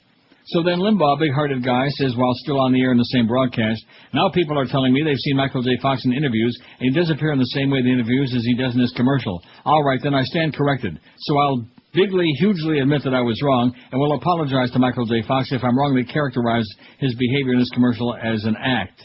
Then Limbaugh went on to say Michael J. Fox is allowing his illness to be exploited, and in the process is shilling for a Democratic politician. Exploiting his disease by pushing for a cure? Gee, I never thought of that. You think the late Christopher Reeve was faking it? Is Nancy Reagan exploiting her late husband? If that isn't disgusting enough, let's take a look at that new ad that was running against Gerald Ford Jr. in Tennessee in the U.S. Senate race. You can find it on the Internet, and I think even you'll be amazed. The ad strings together a series of ridiculous positions, like Canada can take care of North Korea, and a stacked blonde claiming she met Ford at a Playboy party. Harold, call me, she coos. The NAACP and other groups popped up immediately and point out that the barbalicious blonde raises the old racist scare tactic about black men and white women. I thought the whole ad was racist. Let's make fun of how dumb the coon is, in other words. Ford's been a member of Congress for 9 years and is well respected in his party. The ad is attributed to the Republican National Committee, which now disowns it. That now comes from Ken Mellman, who used his time at the White House to do favors for clients of Jack Abramoff. You know, I don't think there is any Republican Party anymore. You know what it is? That's a gay club, you moron. I noticed a similar talking point, Molly says, and used again with the right-wing punditry, united as one of their dismissal of Representative Nancy Pelosi as among the most disliked in Congress, although rather obviously she's more than usually popular within her own party. One way to dismiss her is to call her a San Francisco Democrat, which I suppose she means she's not prejudiced against gays. But with Representatives Foley and Colby in the news, it's not a good year for Republicans to take that line of attack. And elsewhere, former FDA chief Lester Crawford, who resigned 2 months after his confirmation, has just pleaded guilty to hiding his ownership in food and drug companies regulated by his agency. I realize it's difficult to keep up with the degree of Republican sleaze around these days, but I did like President Bush's celebration of National Character Counts Week. He went to Pennsylvania to support Representative Don Sherwood, who's being sued for repeatedly beating his mistress. All right. Maybe she had it coming. Yeah, she had it coming. The bitch had it coming. 1,167 votes on the poll. Boy, it's a damn good thing that I'm not there to enjoy all that delicious ice cream from Jackson's Ice Cream Parlor in Dania. By the way, speaking of that last story, Michael J. Fox responding to criticism by the obnoxious blowhard Rush Limbaugh. Fox defended his appearance in that political campaign ad, saying he wasn't acting or off his medication. In fact, at the time, he was over-medicated for his Parkinson's disease, he said. Yeah, I've been there. You're always over-medicated. And now that you got all that ice cream in your body, my guy, you're going to be hopping around like Rumpelstiltskin. If he starts jumping around on the countertop, don't get nervous, Josh. Just shoot him. The irony is that I was too medicated. I was dyskinetic. Dyskinetic, Fox told Katie Couric, because the thing about being symptomatic is that it's not comfortable. No one wants to be symptomatic. It's like being hit with a hammer. He was dyskinetic. His body visibly racked by tremors. Fox appears in a political ad touting Missouri Democratic Senate candidate Claire McCaskill's stance in favor of embryonic stem cell research. That prompted Limbaugh to speculate that Fox was either off his medication or acting, and Rush knows his medication, baby. Fox told Couric, at this point now, if I don't take medication, I wouldn't be able to speak. He said he appeared in the ad only to advance his cause, and that disease is a nonpartisan problem that requires a bipartisan solution. I don't really care about politics, Fox added. We want to appeal to voters to elect the people who are going to give us a margin so we can't be vetoed again, like they were last time by your unctuous president, who continues pandering to the flat earth crowd, those Geschkis, those lunatics, who have no rachmanis for anybody. So the flat earth crowd is running America, a gay club, a bunch of closet queens. Say he's off. Oh, see what I'm saying about dumb people? Mm-hmm. The Terminator, man, all of a sudden he's so popular once again. Is it because he's been a great governor? No. Is it because he's got an IQ larger than his... No. 1167 will have 12 at noon. Won't that be great? It will be. 12 at noon. I bet you they're having like special meetings across the street, wondering what they can do to hurt us next, because they would do anything to kill us. That's what Joel Feinberg said and his daddy. They could drop that sports format. I beg your pardon? If they wanted to hurt us, they could drop that sports format and become a real talk station. If we wanted to hurt them, we could drop that. Well, let's not get started again. You're a one-note Charlie, man. All you do is bitch about sport. It's a sports show. Well, I'm the one that says that. Experience the difference at Mercedes-Benz. This is the right spot. Oh, well, it's a car dealer spot. It's a Gary Sarner spot. What are we going to do about him anyway? He is about as clueless as the day is long. Although he is Orthodox. If I were you, that machete you got on the counter there, I would see if you can get a drop of blood from his privates with that. No thanks. In fact, maybe get like about a gallon. Maybe give a pint, Let me say it again. Lou Backroad Chevy has been doing it for me for over 20 years now. I bought all of my Corvettes from them, and believe you me, when you do business there, you can't beat the salespeople, their selection of vehicles, the service they give you after the sale. Always take great care of me, and they'll give you that same fantastic treatment. And right now, it's Lou Backroad Chevy's Race to 1,000 for the first time in their history. They've got the biggest selection of new and used cars, including those hot new Corvettes, trucks, SUVs, and minivans, and they've also got a lot of great used cars starting at just $39.95, every single one of them backed by a Carfax guarantee. Lou Backroad is out to sell 1,000 cars this month, and they're staying open until midnight every night to get that done, to get to that 1,000. Forget about price. Make them an offer, and they'll beat any deal. More money for your trade waiting for you. 0% financing. Rebates up to $6,000, whatever it takes to put you in a fantastic new Chevy or great used car. Only at Lou Backroad Chevrolet with 2 locations for you. They're in Pompano Beach, a quarter mile west of I-95, and in Coconut Creek on 441, just south of the Sawgrass. And don't forget, they're staying open till midnight now, until the end of the month, which is just a few days. So if you want one of those unbeatable deals, now's the time to get your ass in there. Or check them on the web at LouBackroad.com. And don't forget, join the street team this Sunday, noon to 2 at Lou Backroad Chevy at 1801 West Atlantic Boulevard in Pompano Beach. Stop by to spin the wheel for prizes and say hi to Josh. Or just put Josh up on the wheel and give him a spin. The biggest names, the best talent. This is Neil Rogers, Sports Radio 560 QAM. It's Fatwa Friday, you bastards. Yo, thank you for calling the Oktoberfest hotline. Do not go to Oktoberfest, because it's really stupid and it's really lame, and the people there are all drunk, and only people with no self-respect dance the chicken dance, and very fattening, and Lederhosen is like so whack, and the people there, they all smell funny, and sauerkraut gives you gas and makes you fart, and eating bratwurst makes you smell like bratwurst. But, if you want to come down to Oktoberfest and be around a bunch of fat, smelly, drunk people wearing Lederhosen, dancing around like chickens, then you go right ahead, girl. You go. All right, I'm on my way. 27 till noon. Now, Brent Podolsky on the Smirkling Chimp says, Ken Melman demeans gays, Rush Limbaugh ridicules Parkinson's, RNC goes racist, and Ann Calder calls 9/11 widows harpies. He says if you're fed up with this garbage, go to Act Blue and do something about it. The sick thing about George W. Bush is that unlike any president who's ever come before him, he has injected vomit, hate, and slander into the heart of our democracy and has put under attack the very character of the American people. What George W. Bush has done is nothing less than a direct attack on the very notion that America is a melting pot. He strikes at the core of who we are as a country, and he demeans the soul of what we stand for as a people. Now the Republican National Committee he runs has used the money he raised to buy ads that are openly racist and bigoted in the state of Tennessee. George W. Bush wants more hate in the state of Tennessee, and he wants the people to vote on their hate. If you want to stop this, go to actblue.com and do something about it. Rush Limbaugh goes on the airwaves and demeans a courageous actor with sick, demented, and vile physical ridicule of his Parkinson's disease. Is there anything these people will not stoop to? If you want to put a stop to this, go to Act Blue and do something about it. Ken Mellman humiliates himself on George W. Bush's behalf by using the money of major oil companies to buy ads that play on hatred toward gays. This is like the Marlboro Man attacking smokers. Do gay Republicans in the dark of night feel any shame and humiliation that they're playing the politics of hate against others who have the same preference as them? The great triumph of George W. Bush is not merely that he demeans the character of our country by playing the politics of hate, but that he bullies and intimidates and motivates those in his party who are punch-drunk for power or frightened silly by fear to try to humiliate not only others, but to humiliate themselves. Brave men and women died with their bodies buried in ditches and their corpses resting in bombed-out churches who gave their lives for the right to vote. But George W. Bush inspires an African-American Secretary of State in Ohio to try to strip the right of way to vote from African-Americans deserving of his trust. America is a land of tolerance and dignity, but George W. Bush inspires gay Republicans to participate in the demeaning of gay Americans, to play the politics of intolerance in the name of Christ. Or is that Christ? If you're fed up with this, go to Act Blue and do something about it. Ann Coulter, the trailer park trash of American politics, following the tactics of the trailer park trash of the American presidency, slanders, ridicules, and demeans even the widows of 9/11 heroes, and the president who promised to bring honor and integrity to Washington lacked the honor and integrity to tell her to stop. The entire Republican National Convention in 2004, in plain view of the nation, ridiculed and demeaned even the Purple Heart itself by handing out Purple Heart toys, while those who never served in our military mocked and ridiculed those who received wounds on the battlefields of valor and honor.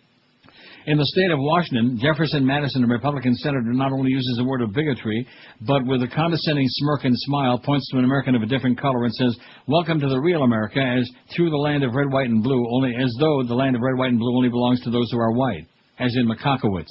Is there anything they won't do to win? Go to Act Blue and do something about it. What is happening here is not merely partisan politics. It's not merely negative campaigning. It's not only opposition research. What is unprecedented in the history of the American presidency is that a national leader organizes a direct attack on the content of the American character.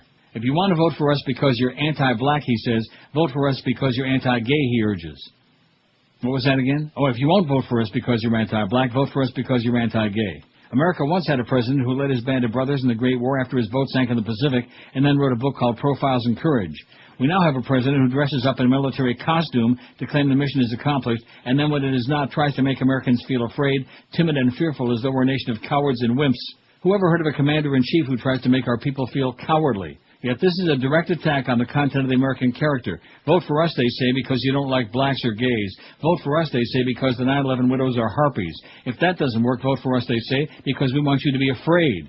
If you're fed up with this, go to Act Blue and do something about it. Hate your neighbor and be afraid. That's what they're left with. What kind of commander-in-chief does this?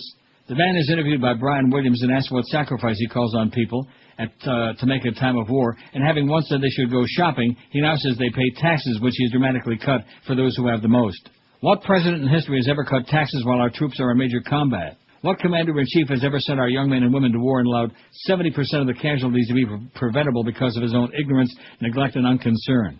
Understand what he is saying, because this is a direct attack on the content of the American character. What he's really saying is this: we will send our young men and women to give their lives for our country, but I'll give you more money for yourselves. This is the kind of people he believes we are. This is the kind of country he wants us to be. Don't give our troops everything they need is what he does, but I'll give you money is what he says. Divide our neighbors against each other is what he does, and hate those who are different is what he says, and as they become more desperate, even the code is gone from the words. Make Americans the enemies of each other is what he does, and fear the world around you is what he says. If it helps to win, make fun of Parkinson's disease, ridicule the widows of 9/11, bring more prejudice and bigotry to the land, demean the Purple Heart and attack your enemies, even if they were awarded medals for valor, and in truth, if they were awarded medals for valor, that's reason to attack them some more in the sick brand new brand of partisanship that's poisoned our politics. Even when the Republican Congress commits child abuse against underage pages, cover it up, protect the guilty, attack your enemies, and endanger the children, and hope the American people have so lowered their standards that they get away even with this. Bring fear to the land, bring anger to our politics, bring division to our communities, bring more bigotry to our nation, and rub it raw, and use it harshly, and do anything to win. This is nothing more than a direct attack on the character of our country. This is nothing less than an attempt to lower the standards of the character of our people. Go to actblue.com and stop it, he said. Good story. Stop it. Stop with the ice cream. Now, you know what I did during the break? You went and bought some ice cream. Yeah, right. Oh, look at that. Here's a picture, a South Park animated picture of R. Kelly letting Charlie Crist out of the closet. All right. Let's get that on our website right away. Oh. It's got the link on it here, and here's the picture right here. Well, I tell you that R. Kelly is sure busy. I sure hope he don't bust a cap in his head. No, what I did is I saw an ad on TV there for 1-800-popcorn. Okay. Is that the website? Anyway, it's Dale Thomas Popcorn, and it had the number on there anyway, the website. And it says on here, welcome to the free popcorn month of Dale and Thomas Popcorn. And it's got all and it showed them drizzling all this chocolate on the popcorn. It made me just squirm. Dreamy chocolate drizzle corn, peanut butter and white chocolate drizzle corn, chocolate chunk and caramel, and cinnamon cream drizzle corn. And they're all pictured right here. And you can order a 2-pack free today or a 1-bag free today if you don't want to overdo it. If you don't want to overload. I shouldn't have given that out. I don't think I gave the right website anyway. No, man. It's 1-800-popcorn.com. But I didn't say that, okay? I don't want to be a bad influence. 1-800-popcorn.com. And you know our freeloaders out there, especially in South Florida. Anything for free. We got free popcorn with all kinds of stuff smeared on it. Tell them, send me a couple of free bags and smear a bunch of crap on it. I'm not even that crazy about popcorn, but like with all that good stuff drizzled on it after you're talking about those goopy ice cream delights from Jackson's? Yeah. Your fault. I know. Says, oh, by the way, Richard says you can also find a face picture of the 21-year-old Jason W. Not too bad. Hey, Richard! You fairy! Oh, I bet you I know which Richard this is. Well, there's so many of them out there, you know. So many Richards in so little time. The biggest names of best talent. This is Neil Rogers, Sports Radio 560 QAM. Friday, you bastard. Do you feel depressed?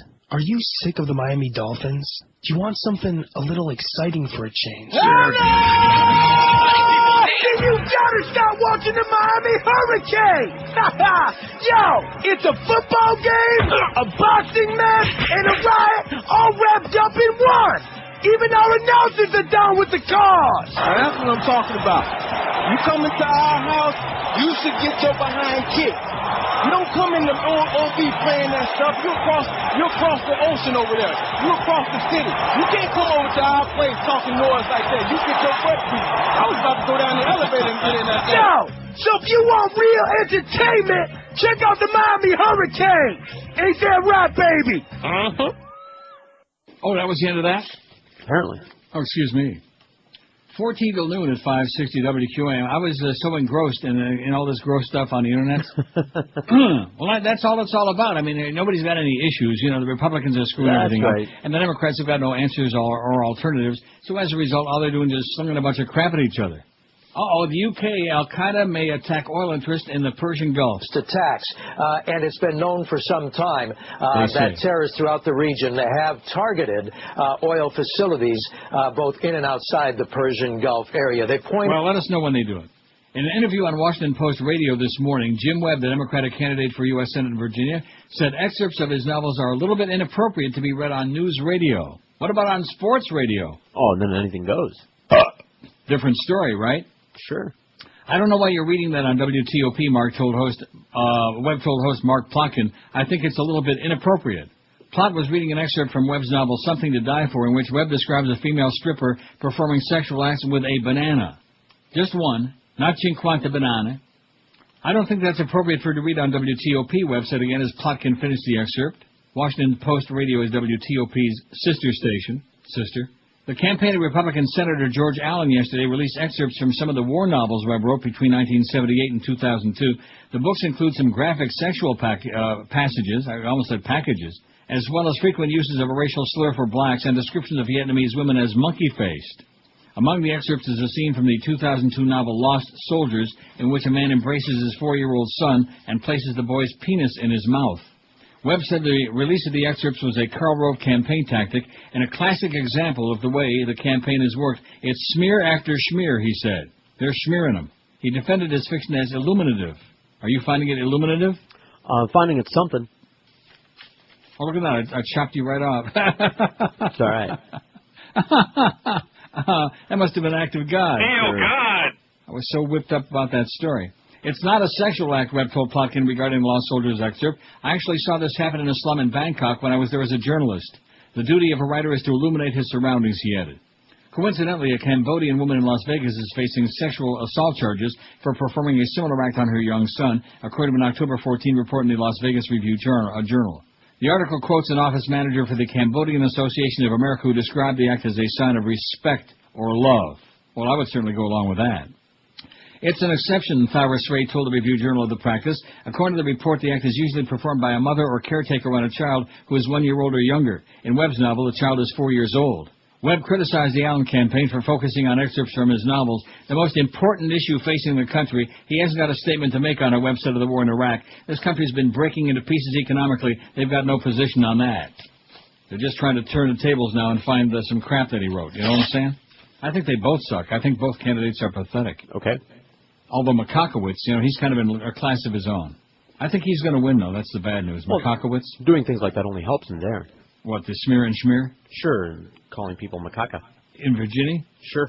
By the way, macaca in whatever language that is in Sudan, it's the N-word. How about that? I just mentioned that in passing. Not that any of our people are going to be voting in the Virginia elections, but I just mentioned that in passing. Think we have anybody listening on the internet in Virginia? No. 1,232 votes, though, so we already well past that 12 at noon. God, I was lowballing it. Can I say that? You just did. Speaking of lowballing life, the messages left by legislator Ralph Arza on his colleague's cell phone cursed him and used a racial epithet. Remember we had this story the other day, a little bit about it? Here's a little bit more from your friends at the Herald. Have any friends at the Herald? No. A second caller made explicit threats. And then it says, warning, the story and accompanying audio contain objectionable language that some may find offensive. Oh! In a calm voice that betrayed just a hint of inebriation and anger, State Representative Ralph Arza left a 20-second message on the cell phone of his colleague Gus Barrero sometime after 8 o'clock last Saturday night. Hey, bitch, said Arza, who Barrero had just accused of using racial slurs in a formal complaint. You're nothing but a bitch. You're a bitch. You're nothing but a bitch. God bless you, bitch. Sometime later, in a voice just a little bit less calm, Arza left a second message. Hey, bitch, you ain't nothing but a bitch. You ain't nothing but a bitch, brother, my nigger. Then the messages got scary. An as-yet-identified man soon left 3 more recordings in English and Spanish that mixed a string of graphic compound expletives and threats that troubled Barrero, a Republican like Arza. Barrero is from Miami Beach. Arza lives in Miami Lakes. What you are is a big snitch, rhymes with bitch, the second caller, his voice growling and rising in intensity, said, I'm going to get you. He was growling. Like that. And with those words began a political spectacle that launched a criminal investigation, an internal legislative probe, racial strife in the legislature, and a concerted effort to oust Arza. The immediate political consequence, shaken unity of Florida's GOP, just as Arza's friend, Miami Representative Marco Rubio, is less than a month away from becoming the first Cuban-American leader of the Florida House, which threatens to divide along tense partisan lines. It's tense. Maybe some of these people ought to be living in Tent City. Florida's Democrats, who hold only a third of the seats in the State House, said in a sharp resolution Wednesday they'll refuse to sit in the same chamber as Arza, who Democrats have accused of acting like a foul-mouthed bully. Rubio has asked Arza to step down, but has been rebuffed. Fat-ass Governor Jeb Bush refused to go that far, saying only that Arza has a problem. Arza's blamed alcohol. Oh, there we go again, just like Miss Foley. Blamed alcohol and anger management problems for his outburst on the messages obtained by the Herald yesterday. See, Josh, if you ever have any problems at the station, just blame it on the booze. Got it? Got it. When Clarence turns on you like a cornered rat? Within 2 hours of learning of the situation, Rubio said he contacted Minority Leader Dan Gelber of Miami Beach, as well as Representative Dorothy Bendros Mindigal, a leader in the Black Caucus, to say he would at least disqualify Arza from a leadership post. The first 2 messages were inappropriate comments between colleagues. It's an assessment Ralph Arza shares, Rubio said. He used the term in the second message that is inappropriate and unbecoming, the N-word. In other messages, I don't know who they are. They obviously were much stronger and more troubling, where he was growling, I'm going to get you. Failing to persuade Arza to leave, House Speaker Alan Bentz launched a fast-track inquiry into Arza's behavior and expects to decide within a week whether to discipline him. Punishment could include reprimand, censure, or expulsion. The latter option requires a 2/3 vote of the House. No chance. The only member of the House to have been expelled from the chamber, Walton County Representative E. Burt Riddle, accused of sending indecent messages to a 12-year-old female house page in 1961. Riddle, a teacher and evangelical singer, oh, of course, had spent time behind bars after he was accused of inappropriately touching a 13-year-old girl at his Christian school. Oh, hallelujah. Oh, God, that's good. Yesterday, a group of GOP leaders across South Florida sent Arza an email condemning his use of racial slurs and urging him to resign. We expect, no, we demand a greater level of integrity and respect from our elected officials, said the email, signed by, among others, Broward Republican Executive Committee chairs Carolyn Kennedy and Levi Williams and Andre Cadigan, chairman of the Black Republican Club of Palm Beach County. Black Republican Club, my ass. That's like the log cabin Republicans. It's called, oh, we have a death wish. Your actions and those who may share your views will not be tolerated by those of us who represent our community, said the statement. But ours' problems run deeper than the disapproval of his peers. State and local police are examining whether the messages violate several state laws that forbid threatening, tampering with, or retaliating against witnesses. Barrero, whose own term is nearly over, urged Arza to walk away from office voluntarily and withdraw from November's re-election campaign. Just walk away. I'm hoping that Ralph understands the bigger picture, Barrero said yesterday. There is no legislator more important than the seat they represent. Arza's troubles began earlier this year when Barrero disclosed that Arza referred to Dade School Superintendent Rudy Crew with a racial epithet, the N-word. Crew later filed a formal complaint in the House, but it was dismissed because the school chief did not hear Arza himself. Barrero filed his own complaint last week saying he did hear the message in which Arza used the N-word and brought shame to the Florida House. A story about the complaint was published in the Herald Saturday morning, which we talked about Monday, and a partridge in a pear tree. They're all calling each other names, and this one used the N-word, and this one's Makakowitz, and this one is gay, and this one is whatever.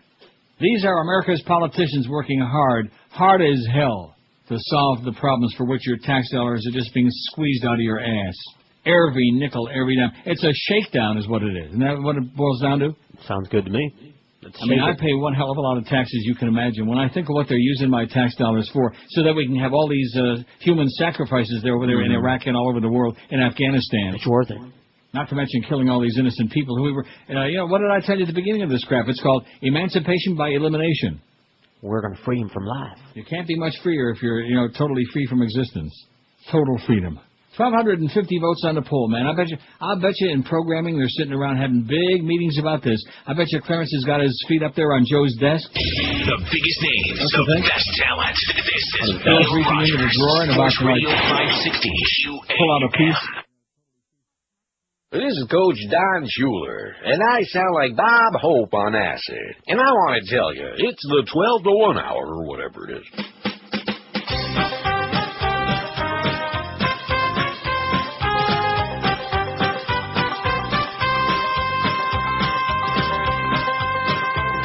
Miami has the Dolphins, and here we go again. Another losing season that's never gonna end. They never win, they never will, and I will never know why Sports Illustrated picked them to win the Super Bowl. And they're the Miami Dolphins, Miami Dolphins, Miami Dolphins number. How many teams in the league? 32. Miami Dolphins, Miami Dolphins, the same old story, nothing new. The Dolphins are such losers, they really are quite lame. I knew it from the very start, I watched the Pittsburgh game. And did you see the wimpy way Nick Saban threw that flag? Standing on the sidelines, he looked just like a fag. And they're the Miami Dolphins, Miami Dolphins, Miami Dolphins number. How many teams in the league? 32. Miami Dolphins, Miami Dolphins. Their problems stick to them like glue. The Dolphins lost to Buffalo and then beat Tennessee. It's only by sheer luck that they pulled out a victory. And then they played the Texans. It almost made me sick. That stupid two-point pass play, that bumbling onside kick. And they're the Miami Dolphins, Miami Dolphins, Miami Dolphins number. How many teams in the league? 32. Miami Dolphins, Miami Dolphins. Olindo Mare needs new shoes. The Dolphins can't control the ball, their running game is flat. As for their execution, well, I'd agree with that. They're always gonna blow a lead, of that you can be sure. And when they leave the field, still has the stench of cow manure. And they're the Miami Dolphins, Miami Dolphins, Miami Dolphins number. How many teams in the league? 32. Miami Dolphins, Miami Dolphins. Give them another shot of booze. The Dolphins have no strategy, they play like idiots. Another couple games lost to the Patriots and Jets. I think they're all retarded, It's almost like they're cursed. Ask Jason Taylor and Zach Thomas which team is the worst, and they'll say Miami Dolphins, Miami Dolphins, Miami Dolphins number, oh what the hell, 32. Miami Dolphins, Miami Dolphins, Miami Dolphins, now they're through. NBC won't take ads to promote the Dixie Chicks movie, Shut Up and Sing. How do you like that? All right. It's disparaging to President Bush, whatever the hell, you know. Too bad. Oh, there's your girlfriend, Swillery. She would support a gay marriage law in New York. Now, Senator Clinton has supported civil unions, but has not before fully supported gay marriage. Yeah, that's this week. We'll see what she's saying next week about it. David Moore writes, Election night from hell, a fair and balanced Fox News, ? 10 years ago this month, Fox News began broadcasting by touting itself as fair and balanced. In the intervening decade, the motto has become an emblem of Orwellian speak, as the network again and again demonstrates that it is to the Bush administration what Pravda was to the Soviet Union, or L'Osservatore Romano was to the Vatican. How do you say that? L'Osservatore Romano. Okay. Boy, I should be better than that. Because sure, I'm out of practice. I better leave for Rome right now. I'll see you. We'll start working on that tongue roll. Cinquanta banane. But in November, Fox News celebrates another milestone, the 6th anniversary of its role in the missed calls of Election Night 2000, the debacle that prompted all the networks to project George W. Bush the winner in Florida at 2:20 in the morning after the election, and thus the next president of the U.S. In fact, the vote count at the time of the projection showed the election was too close to call, and all the networks eventually rescinded their calls, but not before Al Gore had called Bush to concede. Later, Gore called back to unconcede, but that flip-flop was leveraged by Republicans and conservative media to create a hostile political environment in Florida, which ultimately proved fatal to Gore's efforts to get a full and honest hand recount in the state. A post-election analysis by a consortium of media outlets showed that had such a recount been conducted, Gore would have won Florida and the presidency by anywhere from 42 to 171 votes. Fox's role in the missed call was pernicious because it was prompted not by a careful analysis of vote data, but by Georgia's brother, fat-ass Governor Jeb Bush, who persuaded his cousin at Fox News, John Ellis, to make the call. Ellis was the head of the network's election night decision team, the group responsible for analyzing election data provided to each network by the now-defunct Voter News Service, VNS, and for deciding whether the network should project a winner in each state. Earlier in the evening, all the networks had projected Gore the winner in Florida, but they retracted their projections within 2 hours. At the time, it wasn't clear that whoever won Florida would win the presidency, and little damage was done to either candidate by that missed call. By 2:15 in the morning, however, the presidential race had boiled down to Florida, and the vote count at the time showed Bush leading Gore by a half a percentage point. By any reasonable standard, the network should have held off making a projection, and at 2:15, none of the networks had made a call, although Fox News was about to do so. Each network decision team was looking at the data provided by VNS, and while the vote appeared favorable to Bush, no one could be sure that by the end of the vote count, Bush would still prevail. In fact, a separate count by the Associated Press showed Bush's margin declining precipitously, reaffirming that the election was simply too close to call. In that context, John Ellis, who had just taken a call from his cousin fat-ass Jeb, excitedly announced to his decision team, "Jebby says we got it! Jebby says we got it!" A minute later, Fox projected George W. Bush the winner in Florida, the next president of the U.S., At that very moment that Fox made the call at Jeb Bush's behest, Sheldon Gayweiser, NBC's decision team leader, was on the phone with Murray Elderman, VNS editorial director. Gayweiser hadn't made up his mind to call the election, wanted to discuss a possible call with Edelman as the person responsible for providing all the election data. Edelman was stunned that NBC might call a race. A few days earlier, he had sent a memo to all the networks warning them that typically at the end of an election night, there are large errors in the vote count, and recommending that the networks be cautious in making projections. When Gayweiser suggested that NBC was considering a call for Bush, the first thing Edelman asked was, "Did you read my memo?" Unfortunately, Fox's projection was announced just as this exchange took place, and Gayweiser broke off the phone call with Edelman saying, "Sorry, gotta go, Fox just called it." A minute later, NBC projected Bush the winner in Florida and the next president. I was with the co-leaders of the joint decision team for CBS and CNN, Warren Matowski and Joe Lenski. By the time Fox made its announcement, Matowski and Lenski were also considering calling the race, but they were constrained by the closeness of the count.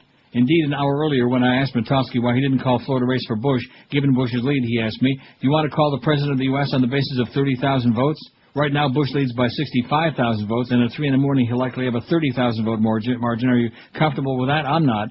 Vote counts are not 100% sure. Some end-of-the-vote night vote counts are off by at least a point. The counts are reported by the media and they make mistakes. That 1-point potential error represented about 60,000 votes in Florida, and at 2:15, the most favorable projection suggested Bush might end up with a 30,000 vote lead, barely half a point. So when Fox made the call at 2:16 in the morning, the CBS-CNN decision team did not follow. Mitofsky said Fox has an agenda, don't forget. But a minute later, when someone in the decision room announced that NBC had made the call, Mitofsky immediately said, we'll call it 2. The ABC decision team didn't want to make the call, not trusting the data, but according to John Blydenberg, a consultant with the network that evening, a network executive overrode the decision team and also projected Bush the winner in order to avoid looking foolish as the only network not to recognize Bush as the next president, eh? It's clear from the events following Fox's call that the networks all jumped onto the Bush bandwagon, despite the closeness of the data, in a competitive rush not to be last, or at least not to look foolish. The official post-election report for CNN, prepared by outside reviewers, blasted the networks by noting that on Election Day 2000, television news organizations staged a collective drag race on the crowded highway of democracy, recklessly endangering the electoral process, the political life of their country, and their own credibility. All of the networks deserve blame for their actions, but the Fox case is especially interesting. Many commentators expressed astonishment that Fox would hire a person so closely related to one of the two principal candidates to head its decision desk. Moreover, Ellis had explicitly recognized his own bias the year before when he was a columnist for the Boston Globe. He explained in a July 3, 1999 op-ed column that he had to stop writing about the 2000 presidential campaign because I'm loyal to my cousin, Governor George Bush. I put that loyalty ahead of my loyalty to anyone outside my immediate family, he said. There's no way for you to know if I'm telling you the truth about George W. Bush's presidential campaign because in my case, my loyalty goes to him and not to you. You opening up a soda? No. Okay. Why? It sounded like it. Opening up a soda? That's what it sounded like. Sounds like you were popping a tab. I was moving papers around, okay? I see. Shuffling. Mr. Smarty Pants, and cracking my knuckles. Oh, don't do that. You'll get arthritis. This was an obvious, admittedly massive conflict of interest for Ellis, which Fox never acknowledged. Mitofsky, who invented exit polls in the 60s and developed the election night projection system the networks were using that night, characterized Ellis's actions conferring with his cousins while heading to the Fox decision desk as the most unprofessional election night work I could ever imagine. He had no business talking to the Bush brothers or to any other politician about what he was doing. Jebby says we got it. The decision teams were supposed to be analyzing data, not getting advice from politicians about when to call a race, and surely not from somebody so closely related to one of the candidates. Boy, this thing is really long, you know what? It's all right. So I'm going to interject right now. I want to finish it. Good. Because, you know, this is where it all started with the first stolen election, then we had the stolen elections in 2004, and then, of course, in Ohio, beyond any shadow of a doubt. And what do we have in response? A bunch of wimpy Democrats. The biggest names, the best talent. This is Neil Rogers, Sports Radio 560 QAM. Yank it, baby. This is Mohammed and David coming at you live from Skogan. All right. Now, big ball for Israel. Moshe Dayan or Diane Cannon? Hey, pal. Look, you're disturbing my customers. You mind paying your bill and getting the hell out of here? I will as soon as I get paid from my sponsor. If you shut up a minute so I can read their spot. Okay. A recent study showed more doctors choose Camel over any other kind of cigarette. Camel? Camel Nasa. All right, you. No way, get out of here. You don't know who I was.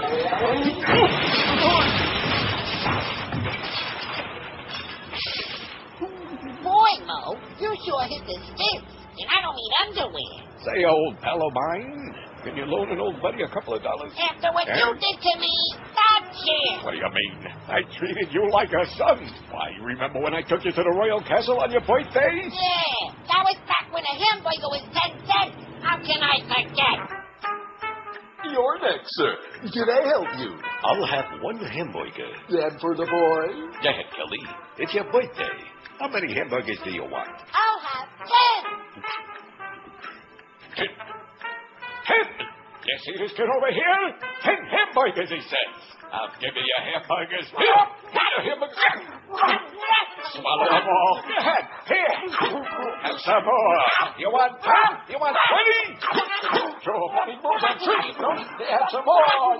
Yeah, I remember all too well, Mo. Here's something for you to remember me by. The cop. All right, break it up. Who's this man you're beating up on? It's Mo Howard David. Oh, carry on. Do a good job. 12:18 at 560 WQAM. That's our non-sports time. Here's a fax from a faithful listener who says, could you please announce or fax to me where I can get a copy of the article Neil read, which said to go to contact@actblue.com. The article was from the Smirking Chimp, okay? Ken Melman demeans gays, Rush Limbaugh ridicules Parkinson's, RNC goes racist, Ann Coulter calls 9/11 widows harpies, by Brent Badowski. Did I answer the question? I think you did. It's also available on your website, too, I imagine. Tomorrow. It's today's story, so it'll be on there tomorrow. If Josh gets it done, of course. And I'm sure he will. I always get it done. He always gets it done. And as a matter of fact, in order to help the audience out there get a lot more stories on our website. Anyway, this article that I'm in the midst of reading now that you're interrupting with your laughter and cockawry, David W. Moore, who wrote this, he's author of How to Steal an Election, the inside story of how George Bush's brother and Fox Network miscalled the 2000 election and changed the course of history. That's who he is, okay? Because I'm not always really good at that and telling, I'm reading other people's stuff because they're a lot smarter than I am and they got a lot more to say than I ever would about this crap, you know? That's why I read this stuff, as opposed to you who just sit there and ejaculate for 4 hours. Right, well, I got those great calls, too. Hi! At the congressional hearing on February 14, 2001, when the networks were called to explain what happened on election night, the most notable testimony for its sheer cheek came from Fox's president and CEO, Roger Ailes. In his prepared statement, he noted that much ado had been made about a column Ellis wrote in 1999 for the Boston Globe, where he stated in effect that his loyalty to then-Governor George W. Bush would prevent him from writing further columns about politics. Despite noting Ellis's admitted conflict of interest, Ailes found no fault with it. Rather, he seemed proud to declare that we at Fox News do not discriminate against people because of their family connections. He admitted he was aware that John Ellis was speaking to Jeb and George W. Bush on election night. Obviously, through his family connections, Mr. Ellis had very good sources, he wrote. I don't see this as a fault or shortcoming of Mr. Ellis. Quite the contrary. I see this as a good journalist talking to his very high-level sources on election night. Jebby says we got it. This is a stunning statement, the notion that the decision team should actually be encouraged to seek information and advice from high-level sources, in other words, the candidates themselves. It's difficult to find a clearer example of conflict of interest in allowing Bush's cousin to confer with Bush about when to call the election for Bush. Despite Ailes' bluster about Ellis being a good journalist on election night 2000, it appears that initially Fox didn't know that Jeb Bush was the actual catalyst for Ellis's projection of Bush as the Florida winner. Fox executives knew that Ellis was talking with George W. and Jebby, but Ellis never admitted that he made the call because Jebby says we got it. Instead, Ellis claimed that when he recommended the Florida call at 2:15 in the morning, it was on the basis of a need/get ratio that he had calculated, supposedly comparing how many votes Gore needed to close the gap and how many votes he'd be able to get. The statistician sitting next to him that night was Cynthia Talkov, whom he referred to as his statistical wizard. She never saw him making calculations on the basis of some need-get ratio, and he never shared any such calculations with her, she said, although no projection that night had been made without her explicit approval. She was the only person on the team who understood the statistical models in the BNS system, and the team members deferred to her judgment. But after the election, Fox discovered what Ellis had done. In the conduct of an internal review, a Fox attorney interviewed Talkov, who described how Ellis had suggested calling Florida for Bush right after talking with his cousin and announcing to the decision team, Jebby says we got it. Inga Parsons, Talkov's attorney, who was part of the phone conversation, told me she has a vivid recollection of a pregnant pause, as though the information about Ellis's call had stunned the Fox attorney into silence.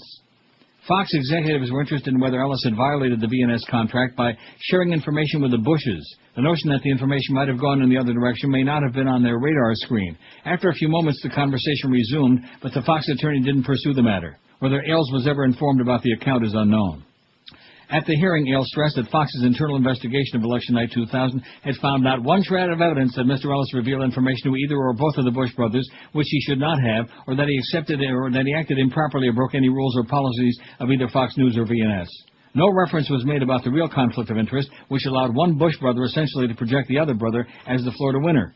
Even on the issue of illegally sharing information with the Bush brothers, it's difficult to take Ailes seriously when he claims to have found not one shred of evidence for such actions. Had he not read either Ellis's article in Inside Magazine or the New Yorker article about Ellis? In the Inside article, Ellis said that at about 5:30 in the afternoon of Election Day, he took a smoke break and called Governor Bush, not specifying which governor, who asked Ellis, "Is this really close?" Ellis, "Yeah, it's really close."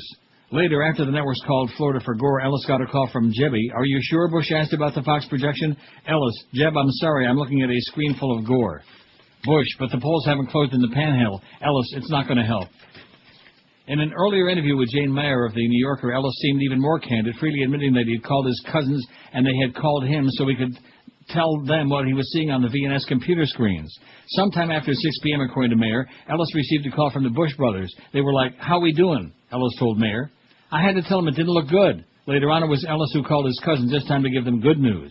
"Our projection shows it's statistically impossible for Gore to win Florida," Ellis said. "Their mood was up big time." An hour later, Ellis again wanted to share VNS information with his cousins, this time to tell them he had just got a message on the computer screens that said the VNS numbers were wrong. "You got to be kidding me," George W. said.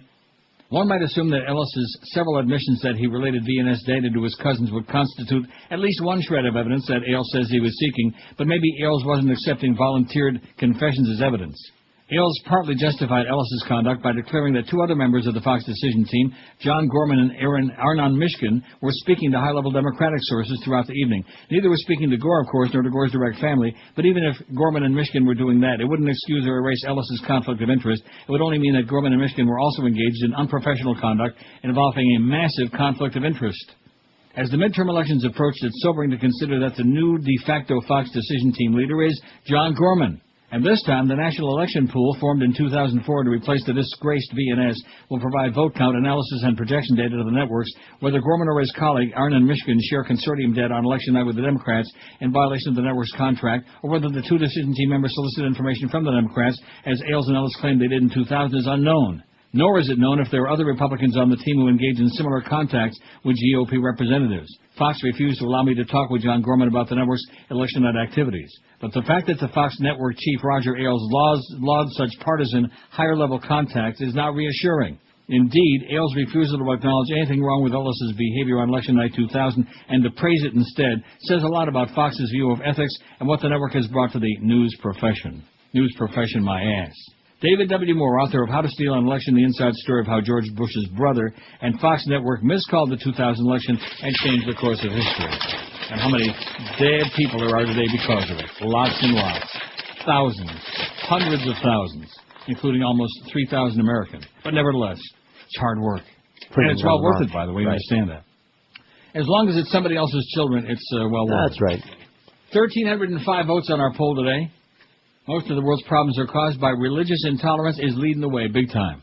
551. 42.2% of our heathen audience says your religion is... Yeah, your mama sews socks in hell. 26 past noon is our QAM non-sports time. We got Curtis at Hooters at 2, the Humper from 4 to 7. No Mad Dog today. Craig Mish and Lenny Martez, 7 o'clock tonight. And then Eddie K follows that. Don't forget, Lou Backroad Chevy's got something special going on right now that they've never done before. It's their Race to 1,000. For the first time in the history of their dealership, they want to sell 1,000 vehicles in 1 month, and they're on the verge. In fact, the month is on the verge of ending, too. So they're going to make you a deal like you can't even believe. They've got the biggest selection of new and used cars, including those hot new Corvettes, which I love. They got your trucks, SUVs, and minivans like you haven't seen. They've also got used cars starting at just $39.95, each and every one, backed by a Carfax guarantee. You're going to love the service, and you're really going to love the price. Lou Backrod is out to sell 1,000 cars this month, so they're staying open until midnight every night to get to that 1,000 number. Forget the price. Make them an offer, and they'll beat any deal. Make them an offer, and they won't refuse. More money for your trade. 0% financing. Rebates of up to $6,000. Whatever it takes, they'll get your ass in that Chevy. Only at Lou Backroad Chevrolet with 2 locations for you. In Pompano Beach, a quarter mile west of I-95, and in Coconut Creek on 441, just south of the Sawgrass Expressway. Don't forget, Lou Backroad's staying open until midnight every night, so if you want an unbeatable deal on the Chevy of your dreams, you head for Lou Backroad damn soon. Or check them on the web at Lou Backroad, B-A-C-H-R-O-D-T, don't forget the D, LouBackroad.com. The biggest names, the best talent. This is Neil Rogers, Sports Radio 560 QAM. George Bush doesn't care about black people. Hello, this is Albert Kaida from Taliban Records inviting you American infidel to buy latest Cat Stevens collection. You know Muhammad is right. Take your head off your body. Got a machete with a real sharp blade. How I wish I had an American hostage. Make those infidels pay. Also including this classic. I was on an airplane and suddenly was detained. They're mad 'cause I converted and wear a towel on my head.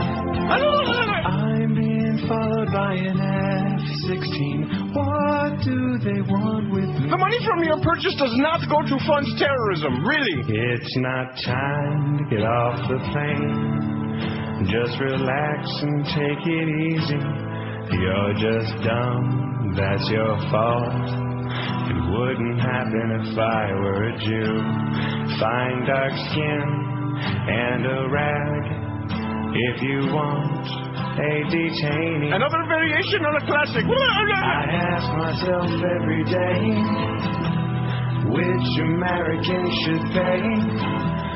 Tell me, who would Muhammad slay? I'm cutting through the neck of a woman. She lifted her veil and exposed herself. So buy new Cat Stevens collection today for $19.95. Or you can pay with Visa, MasterCard, or weapons of mass destruction. 12:32, that's our non-sports time here on the Neil Rogers Show. We got sports time starts at 2. Ends at 10, starts at 2. Got it? Got it. Good. And don't forget, turn off spring ahead, or fall back. How do we do it? Fall back. Turn your clocks back an hour when you go to bed tomorrow night. Or you can do it right now and get way ahead of it. Isn't that a good idea? Sure. 1,321 votes on the poll. Most of the world's problems caused by religious intolerance, 555. Which, boy, wouldn't that be something if that gets to 666? Oh. Man. Greed, 383. Ignorance, 198. Corruption, 98. Overpopulation, 63. Stop making so many babies, gosh dang it. I hate this pool, 19. And natural disasters, 5. You think we got a shot at 15 today? You got a shot. And we're going to do 15. 15 votes. What do you think, Josh? A show. Well, what the hell do you guys know? Probably your blood sugar is like 700 right now. Now, you're not eating any more of that ice cream, are you? No, I ate like half of it and put the rest in the fridge. And Josh said he finished his whole tub. Oh, yeah. Now, what was it? Rocky Road. Sure, we both had that. Oh, you guys both had Rocky Road. Now, it didn't have hot fudge on it, did it?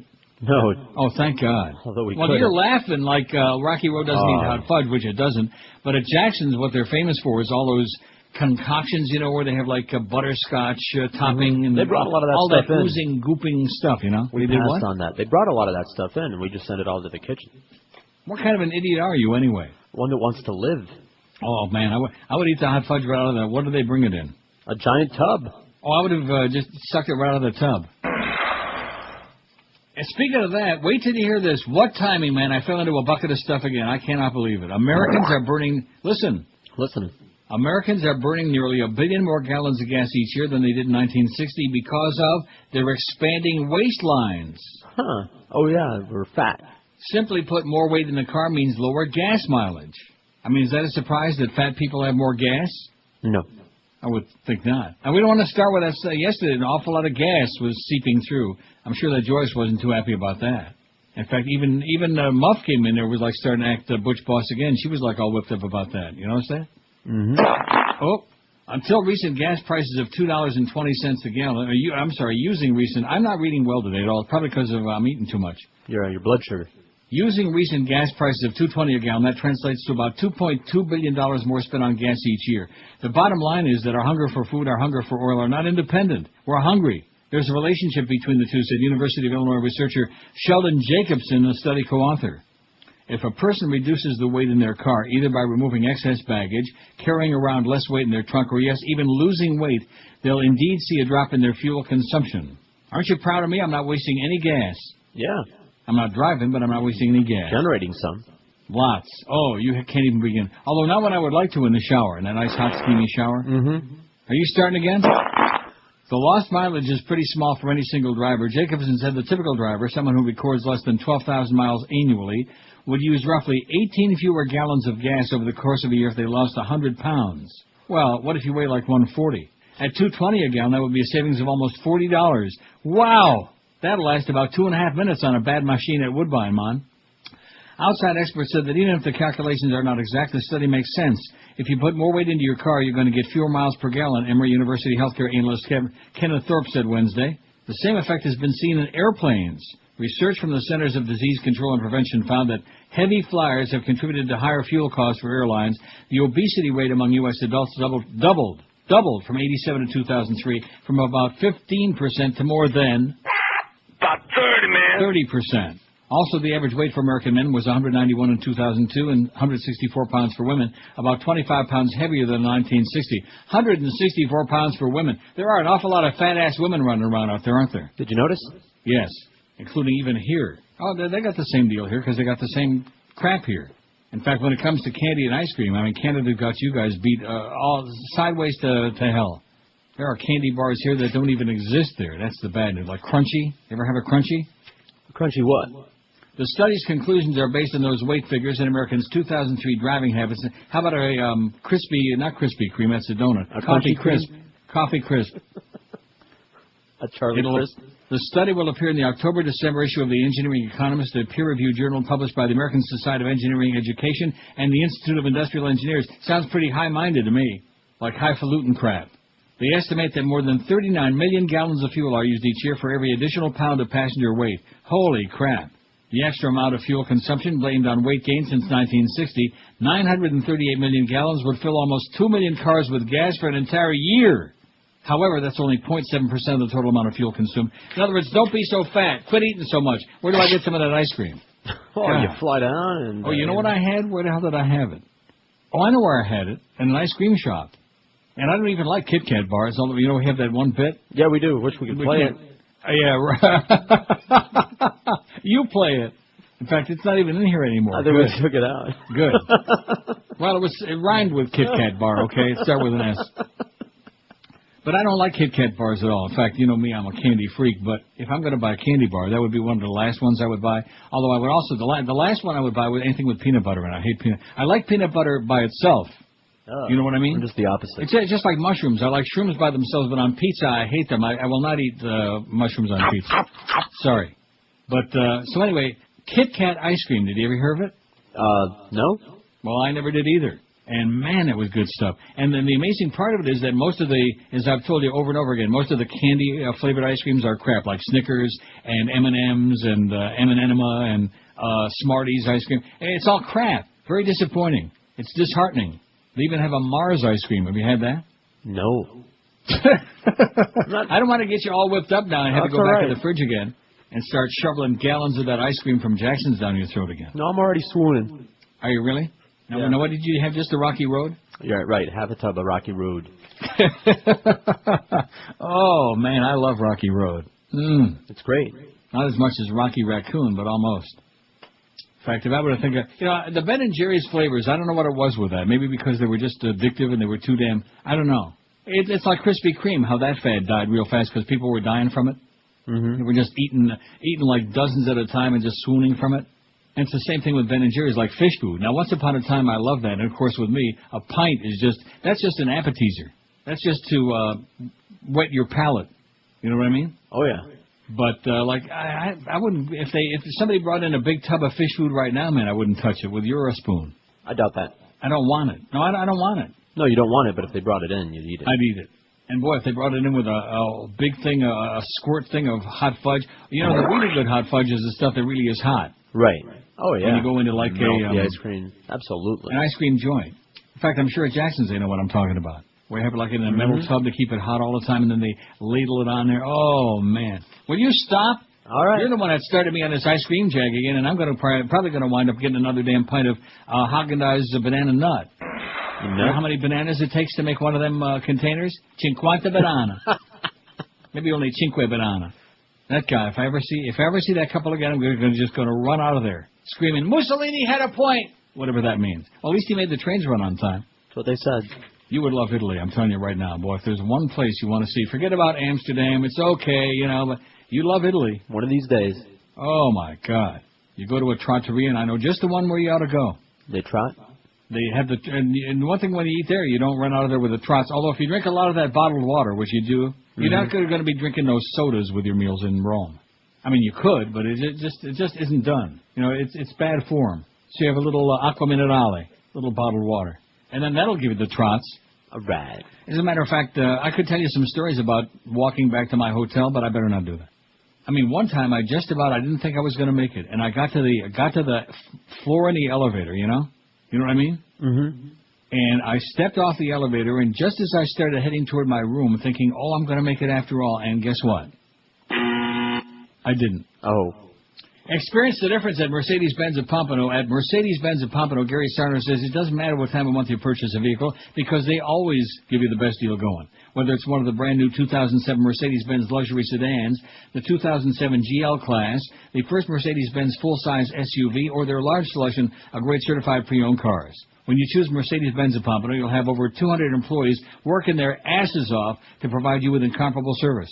They offer you express lube, courtesy vehicles, and complimentary car wash, too. Make an appointment through their Business Development Center. You can even earn dealer miles, just like frequent flyer miles on your with your air dealer. You have an air dealer? With your airline. No. Browse Mercedes-Benz of Pompano's Indoor Expo with over 150 new and pre-owned vehicles, or go to benzpompano.com, B-E-N-Z. Experience the difference at Mercedes-Benz of Pompano. Call them at 1-800-NEW-BENZ. That's N-E-W-B-E-N-Z, 1-800-NEW-BENZ. You'll find them at I-95 and Copens Road. Be sure and tell them that Gary Sarner sent you by. They will pee in their pants. Mercedes-Benz of Pompano, a Mercedes-Benz dealer like no other. The biggest names, the best talent. This is Neil Rogers, Sports Radio 560 QAM. It's just these guys nipping suds and whatever the heck it is, and the people that call in, they're just like them, like that they were on the, the weeds, and they're high, and they're, I mean, it's terrible. For years that I've been listening to 610 and this here. It's terrible. But I'll tell you one thing, it wasn't a sports show.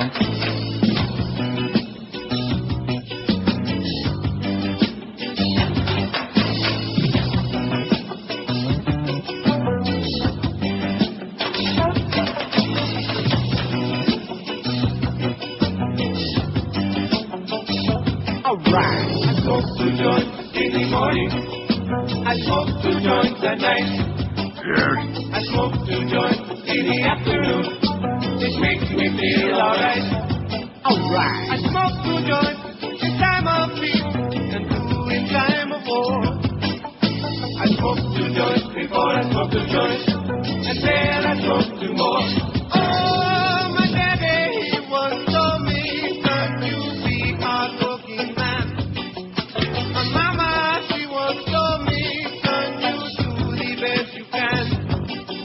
But then one day, I met a man who came to me and said, you fairy, hard work good and hard work fine, but first take care of head. So now I smoke 2 joints when I get up.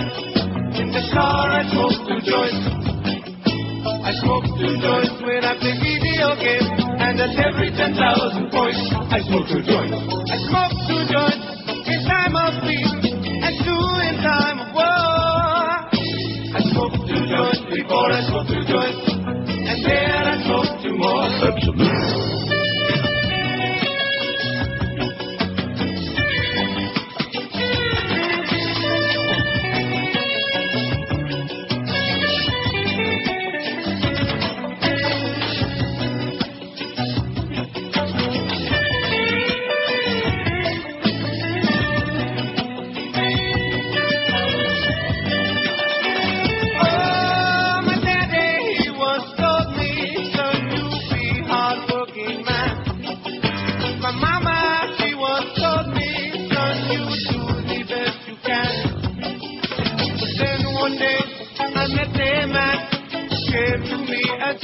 You fairy.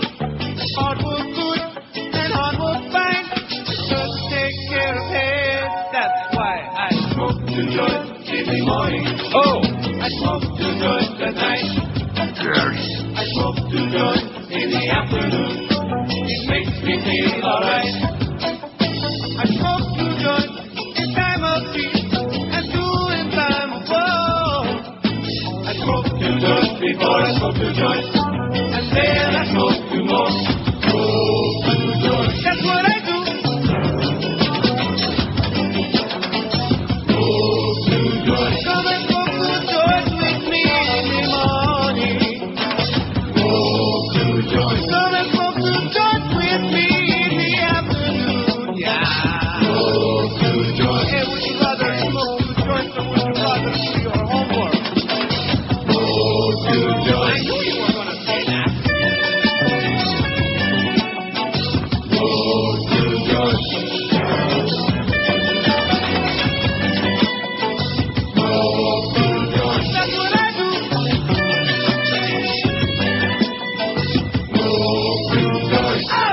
12:50, 10 to 1 is our non-sports time. Tony Snow is on there hawking about trying to do a tap dance about what Cheney said, waterboarding is okay.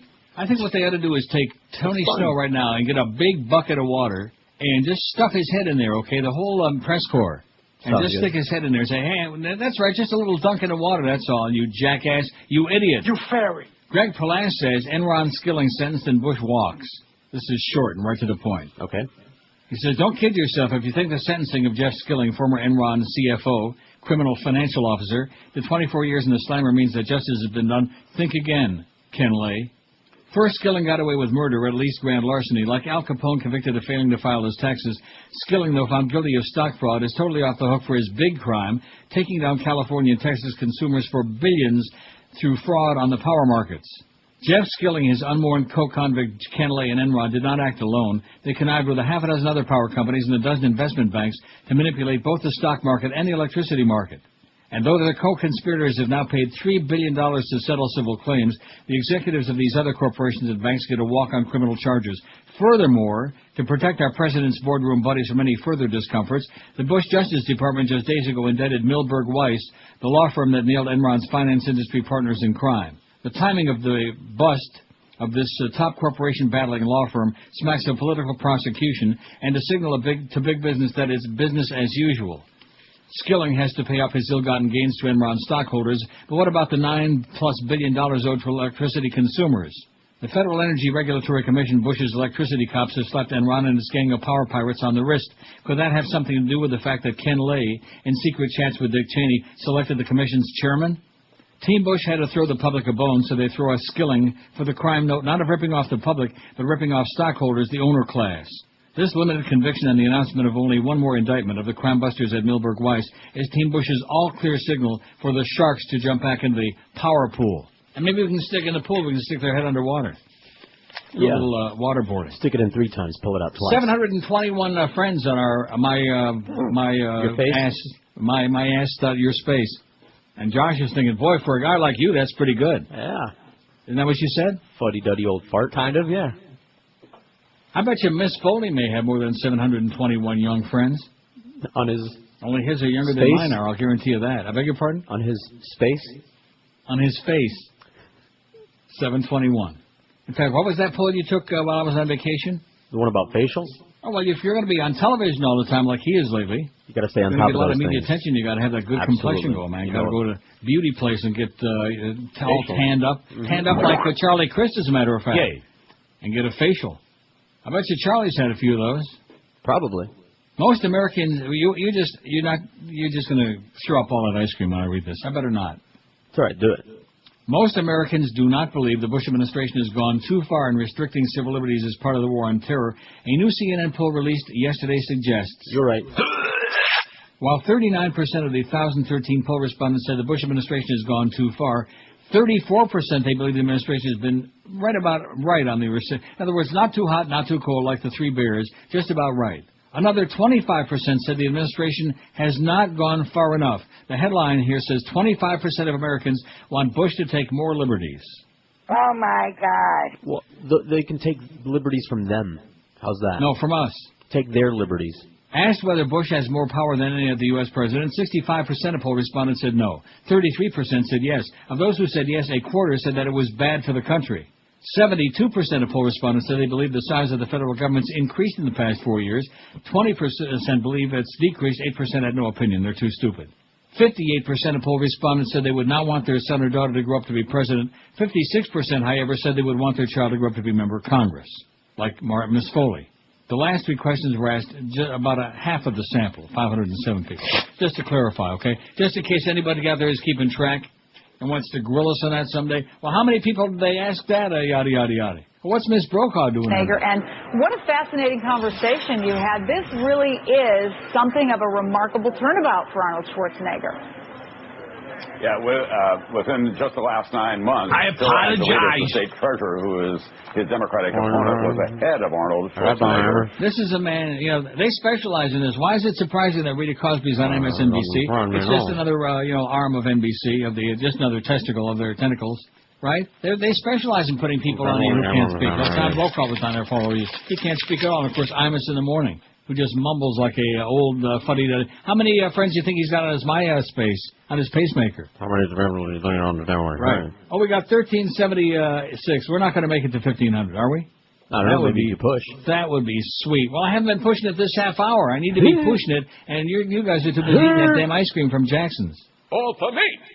Don't forget, by the way, join the street team this Sunday. Well, what is the street team? Well, it's a team, they throw them out on the street. No, seriously, what is that? It's a promotions concept. A guy and two chicks out on the street. Join the street team this Sunday, noon to 2 at Lubac Road Chevrolet. That's the one with the huge American flag up there at 1801 West Atlantic Boulevard in Pompano Beach. Stop by to spin the wheel for our usual crappy QM prizes and say hi to Josh. And say a guy like you ought to have at least a friend. The biggest names, the best talent. Like this is Neil Rogers, Sports Radio 560 QAM.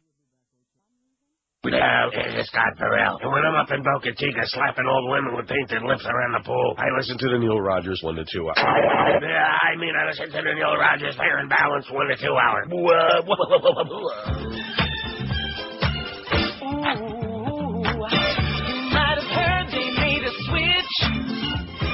Iraq has a new president, but some ain't accepting it.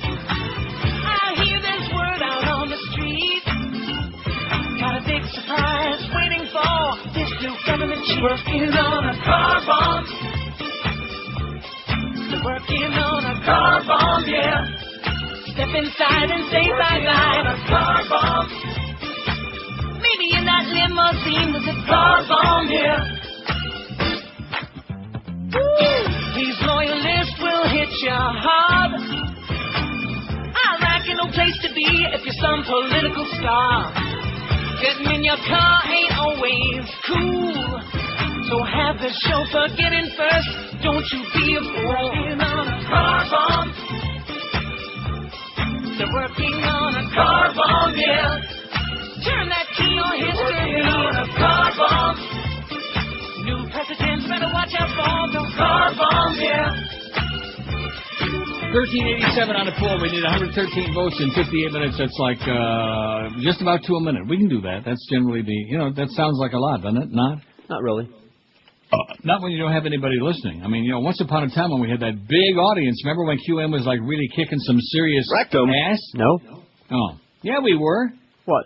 Either in the first or second book we were on the station, we made the full bonus. The station was number 1 in 25 to 54 men, and we, of course, were number 1 by a mile. That was once? Yeah, and then once again it happened. And you know when I think it was? I think it was just before Greg blew the whole place up there. We had that big book again. Remember when Joe Rose, Little Dog was on there, 8 to 10? Yes, I do. Preceded by that. Russo film exposes criminal banking syndicate that rules America. The film is called America, Freedom to Fascism. In 1913, America was a free country. Then a band of powerful bankers achieved their fathers' and great-grandfathers' goal. America's never been the same. Soon the world will not be the same. Aaron Russo expertly exposes the traitorous Federal Reserve Act and the fact that there is no law that stipulates American citizens have to pay income taxes. Yeah, just try it. The ratification of the 16th Amendment, also known as the Tax Amendment, represents a fundamental undermining of the constitutional law in America. It's the greatest hoax ever perpetrated against the American people by the elite private banking institutions that have usurped government as an arm of their overall control mechanism. Russo presents interviews with an impressive range of government officials, IRS special agents, FBI officers, politicians, and tax attorneys who have researched and subsequently campaigned against the Federal Reserve Act, and thus reveals why the IRS is an illegal foundation.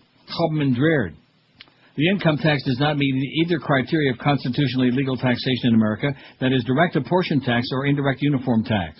The IRS claims that the 16th Amendment allowed for a third form of taxation. However, the Supreme Court ruling on the amendment states that it allows for no new forms of taxation. More Supreme Court cases in the same period confirm the same conclusion. The 16th Amendment did not allow the federal government to levy a new tax, thus there was no constitutional basis for the income tax. The findings of the Grace Commission, a blue ribbon panel appointed by President Ronald Reagan, found that 100% of what is collected is absorbed solely by interest on the federal debt. All individual income tax revenues are gone before one nickel is spent on the services taxpayers expect from government. Education, health, and community upkeep is paid for out of state and local property taxes, gas taxes, liquor taxes, you name it. Proceeds from the income tax don't pay for these things. The income tax money goes to pay for defense and the expansion of corporate America. In essence, everyday American people are funding expansionist wars and the playboy lifestyle of the financial institutions that then further profit from that activity and can become even more powerful. The income tax is the tool of totalitarianism. It's the means by which the corporate-controlled government manipulates the people on a mass scale and locks them into servitude. If the people don't know what their rights are, then an agency that knowingly breaks the law isn't going to tell them. The banks now control America. They print the currency and tell the people what it's worth. They have the legal right to counterfeit money. This coup d'etat of benign, open, and accountable government by elitist private interest represents the tipping point from freedom and the long slide toward fascism. Since the government's primary goal stopped being the welfare of the people, it has ceased to exist as a legal entity. This is exactly what Thomas Jefferson warned the American people may happen. Jefferson said if the American people ever allow the banks to control the issuance of their currency, the banks and corporations that will grow up around them will deprive the people of all property until their children wake up homeless on the continent their fathers conquered. Rousseau, the award-winning filmmaker who produced The Rose and Trading Places, confronts the IRS in Washington and is quickly reprimanded by Homeland Security. He discovers that those who have stood up to the income tax slave system and simply asked the question, where is the law, have been slandered and personally attacked because to reduce the issue to a rational debate would immediately expose the truth behind the entire scam.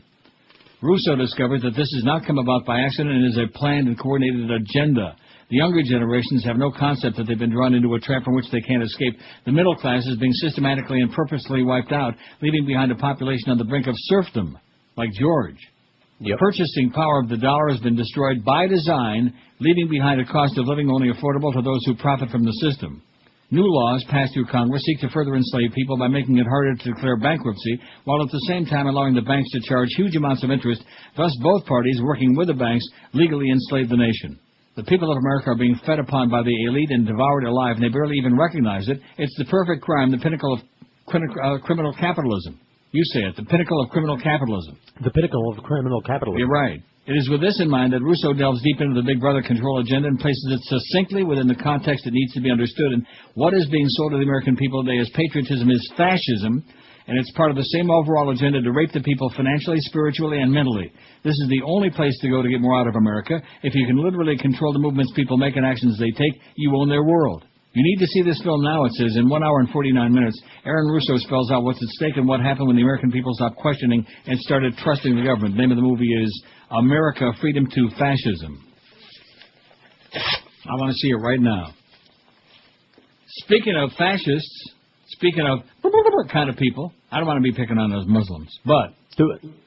Well, they're maybe waking up, like I said. Increasingly disillusioned with more than 5 years of the global war on terror, Arab and Muslim American voters are poised to vote heavily Democratic in the November 7th midterm elections, according to 2 polls released this week. Didn't I tell you I always love them ragheads? Mm-hmm. Strong majorities of Arab American voters in key states, 4 of them, Michigan, Ohio, Pennsylvania, and Florida, intend to vote for the Democratic candidates for senator, according to a survey released Wednesday by the AAI, the Arab American Institute, The same poll conducted by Zogby International found that a whopping 76% of Arab Americans disapprove of the performance of George W. Bush, who received a 46% plurality of the Arab American vote when first elected to office in 2000, alleged. Asked which party they would prefer to control Congress, 57% of Arab Americans chose Democrats, only 26% said they favored Republicans. That was a considerably larger gap than the general voting public, which according to CNN poll released yesterday favors Democrats 57 to 40, 17%. Still pretty heavy duty. Another survey of Muslim American voters released by the Council on American Islamic Relations on Tuesday also found widespread disillusionment with Bush, for whom a majority of Muslim Americans voted in 2000, especially regarding the war on terror and foreign policy. That poll, conducted by Genesis Research in August, found that only 17% of Muslim American voters consider themselves Republicans now, while a plurality of 42% said they were Democrats and 26% said they don't belong to either party, because it's prohibited by the Koran or some crap like that. And when you're doing all that davening on the carpet all the time, who's got time to party, right? Right. The same survey in which Muslims were identified from voting records by common names prevalent among Muslims and thus did not include converts who didn't change their legal names also found widespread disapproval of the U.S. policy toward the Islamic world. 7 in 10 respondents agreed with the statement, a just resolution of the Palestinian cause would improve America's standing in the Muslim world. 2/3 said they were in favor of working toward normalization of relations with Iran, and 55% agreed with the assertion that the war on terror has become a war on Islam. Isn't that what it's supposed to be? Radical Islamofascism? Isn't that what your president said? Islamofascism. I wonder who told him how to pronounce it. Some 70% of Muslim voters said they disagreed with the proposition that the war in Iraq has been worthwhile for America, while only 12% said they believed that it was. By contrast, only 39% of the U.S. general public currently believes that the U.S. action in Iraq was the right thing. About 2/3 of the roughly 3.5 million Arab Americans living here are Christian, mostly either Roman Catholic or Orthodox rather than Muslim. Huh. I bet you didn't know that. Nope. Just ask my cab driver, my Lesbianese cab driver. He'll tell you he's got the cross hanging from the rearview mirror, baby, with the beads and the whole deal. Good Catholic boy now. Hates the Muslims like poison. I shouldn't have said that. That's bad. He hates them. Of course, he hates a lot of people. He's a bigot. That's why he and I get along so well. Similarly, only about 40% of Muslim Americans or their ancestors hail from the Arab world. Nearly 1 in 3 is of Asian ancestry. Another 6% is African, and 5% Iranian. Of the roughly 5 million Muslim Americans, about 1 million registered to vote, according to Mohammed Niemer, who conducted the survey. Now, in the meantime, wait till you hear this. Mosque refuses to sack cleric who defended rape. Did you see the story we had the other day? Oh, we got 1,400 now. Now we really need to lean on it, baby. We got 49 minutes. We got 14:03 to get 97 votes. That's almost exactly to a minute. You think they're going to come through for us on a Friday? Huh? We missed out on Tisha B'Av. We missed out on Sukkot. That's the very least they can do for us, whatever that means. You can do it! And we got 721 friends on our MySpace. And Josh says, boy, for an old fag like you, that's not a bad number. The biggest names, the best talent. I've seen a few good numbers in my time. Trust me. Sports Radio 560 QAM. Bastard. Absolutely. He's not straight, Mark Foley's a homo. All right. Another fine Republican, moralist queer ho. Raymond Neocon had to resign, yeah. Was it worth your career, the Christian blood? Did it feel that right? Options, yeah.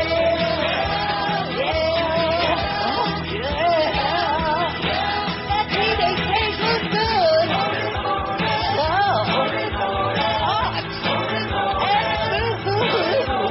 Young Republican, the loyal patriot, the last Bush with a W.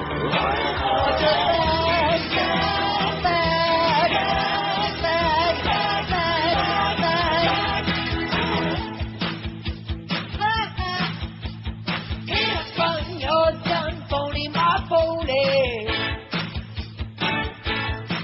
For having too much fun with smooth controlling. Jesus, Charlie Christ can't be far behind now. He's just a mortal, pounder, and back.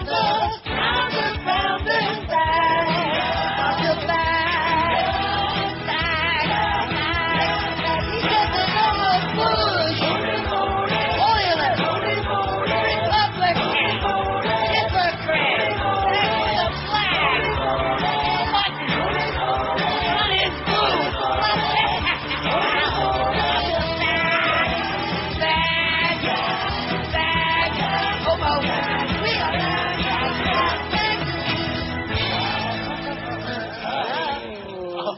You can only imagine what it was like at Congressman Foley's staff meetings. Oh, no comment. 1425 on the poll. What do you think? We need what do we need? 75 votes in 42 minutes. Oh yeah, we're starting to cut down at the ratio. We need less than 2 a minute. Should be easy. If we had any audience left, I got news for you, folks. You're watching. You're presiding over. We're watching. You're listening. You'll see. There's new regime. What did I tell you back in the early part of the year? And you said, "Oh, that Joe's a hell of a guy. He's a hell of a guy." We'll But get you to talk about it. you'll see. Anyway, here's the facts. It says, as a Hispanic American, I'm embarrassed that imperialists such as Ralph Arza would be one of our state house representatives. Nevertheless, I'm not surprised this kind of social imperialism that certain parts of South Florida Hispanic community have produced. Social imperialism. I like that. I support and thank your efforts in the continuation of exposing these power-hungry political animals, especially the ones close to home. This is very essential to the generous service you provide, because at the end of the day, politics will always start local. Sincerely signed. Plus, it says, P.S., vote early and often. Thank you, senor. Whoever you are. If it's legit, if it's not legit, well, whatever. You must think quit. it's legit? It looks like real facts. I don't think... Oh, sorry. What is that? I missed the timing. No, Rita's on. I can't... You started it. Oh, it's Rick Santorum, the wrestling champion, who's wrestling with his conscience. He ain't got a Chinaman's chance in hell in Pennsylvania. We'll get to it as soon as he shuts up for a second, if he ever does. Floyd, he says that, he's given sort of shady answers as to what he really thinks about that, but I can tell... Bob Casey's got a 12-point lead over Santorum in Pennsylvania. Santorum, you're out, you fascist, you fetus-hugging lunatic. He at one time was not for bunker-busting development of those bombs, and now he's changed his mind, but he hasn't done that. I mean, this is a guy, I got to tell you, Rita... This guy's got loser written all over his face, doesn't he, Santorum? What a hateful piece of turd he is. Brand X candidate, and as soon as you challenge him on an issue that looks like he's on the wrong side of, he'll just jump on the other side and try to muddy the issue. This is not a guy that you want in office at a time when our country is in this threat, and that's the whole point of this. Country's in that threat, but I mean, this is not a man who understands the issues, who's willing to stand up and fight against the enemies that are out there, or even take positions against the enemies that are out there. The RNC has confirmed that voting ads from Mike DeWine in Ohio. Are you worried? I mean, are you still getting the support of the Republican Party? Because he's trailing big time. Yeah, absolutely. We've gotten a tremendous, probably almost $5 million worth of support from the RNC. I think I Schmidt canned that article about Santorum. Yeah, one of his election publicity stunts, and it was a stunt, he wrestled, he was in a wrestling match. Ought to be wrestling with his freaking conscience if he had one. Anyway, can I get back to the show and forget about Rita? I know you get obsessed when she comes on. But... Sleep, can you define that? I don't know what you're doing either. She may not look good, boy, but she sounds like crap.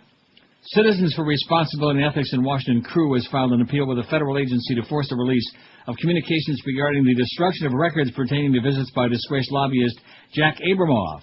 Wednesday, CREW filed an administrative appeal with the National Archives and Records Administration for failing to disclose communications regarding the handling of Secret Service visitor records. CREW was seeking records of communications that NARA had with the Secret Service regarding the agency's practice of destroying visitor records to the White House. CREW is an advocacy organization based in Washington, D.C., whose stated mission is to fight government corruption. The executive director of CREW said in its continued efforts to hide the truth, it now appears the White House has ordered NARA not to comply with CREW's Freedom of Information Act request. CREW will continue to litigate the issue to ensure the American people get all the facts. You go, CREW. 1435, what do you think? All right. This is a real battle. See, if I would have pushed in that from whatever 1:30 to whatever it was, 12:30 to 1. In that half hour. But you got me all whipped up thinking about ice cream. That's why I played that. That's why I played I Smoked 2 Joints, just to get even. Mm-hmm. Well, I will then, later. Yeah, I'm sure you will. And I'll probably go out and get like a half a gallon of ice cream. Rocky Road. Oh, boy. No, you know where it was where I had that ice cream? It was at Fallsview in Niagara Falls. When you go down the escalator from the casino downstairs, they got all these little shops. They've got a, what the hell is the name of that burger joint? Oh, man, I can't believe I used to think it was Sonic, but it's not. It's one of those chains like artsy-fartsy, kind of like where they have the old-fashioned milkshakes and the little burgers and patty melts, stuff like that. I can't think of what the name is. But anyway, they got a food court down there, and on the food court there's an ice cream joint. And that's where I got my Kit Kat ice cream. Just 2 scoops in a cup, that's all I had. Although it would have been a lot better with hot fudge on it. And whipped cream and a couple of cherries. You got me started. It's your fault. I know. It's Duff's fault. What did she do? He arranged this whole thing. Oh, that's okay. I love Jackson's. It's got nothing to do with that. Love them it's just too, that you're like sitting there manja with the ice cream, and I'm sitting here thinking about it because I'm addicted to it. 37 minutes and we need 59 votes. Boy, that's a piece of cake. We got 1441 in that poll. The audience is coming through. Forget the cake. Forget that crappy ice cream cake. To respond. This is Tony Snow a few minutes ago. Echo. Wow. A little bit of an echo there, Rita. Anyway, getting back to the story about a controversial cleric who said women didn't wear a veil. This is in Sydney, Australia. Women who didn't wear a veil were uncovered meat, asking to be raped. Will keep his job as the spiritual leader of Australia's 350,000 Muslims. Sheikh Tajuddin Al-Hilali was confirmed as Mufti of Australia today, after the governing body of Sydney's largest mosque rallied behind the Egyptian-born cleric. Never trust a guy with a mosque unless it's Zorro, or the Lone Ranger, or Spider-Man. The board is satisfied with the notion that certain statements made by the Mufti was misinterpreted. Tram Zarika, head of the Lebanese Muslim Association, told local radio. Zarika said the Mufti would take 2 or 3 months off from preaching. Prime Minister John Howard, who handpicked Al-Hilali for a 14-member Muslim advisory panel, said remarks in Arabic in a fasting month sermon, that was during Ramadan month, to 500 worshippers that compared unveiled women to food left for stray cats were appalling and reprehensible. Comparing unveiled women to food left for stray cats. Those sluts. Like garbage. Howard warned Muslims they risked a backlash from other Australians as they continue to defend Al-Hilali against mainstream opinion. If it is not resolved, then unfortunately people will run around saying, well, the reason they didn't get rid of him is because secretly some of them support his views, Howard said. A year ago, there were pitched battles on Sydney beaches between white youths and men of Arabic descent. The riots were described as the worst outbreak of racial violence in Australia's history. Remember those? I remember that. Yep. Others in Howard's government have called on al-Hilali to be prosecuted for inciting sexual assault or to be deported. He said, al-Hilali said, if you take out uncovered meat and place it outside on the street or in the garden or in the park or in the backyard without a cover and the cats come and eat it, whose fault is it? The cats or the uncovered meat? The uncovered meat is the problem, he said. In an address that was tape recorded by the Australian newspaper, al-Hilali said a woman who stayed home and was veiled would be safe from sexual assault. If she was in her room, in her home, in her ajib, in her veil, no problem would have occurred. But when she goes outside without the veil, it's like holding up a big sign, rape me, please, please, I'm just a piece of meat. What kind of meat did he say? Uncovered meat. My favorite kind. Oh, yeah. Uncover that, please. The biggest names of best talent. This is Neil Rogers, Sports Radio 560 QAM.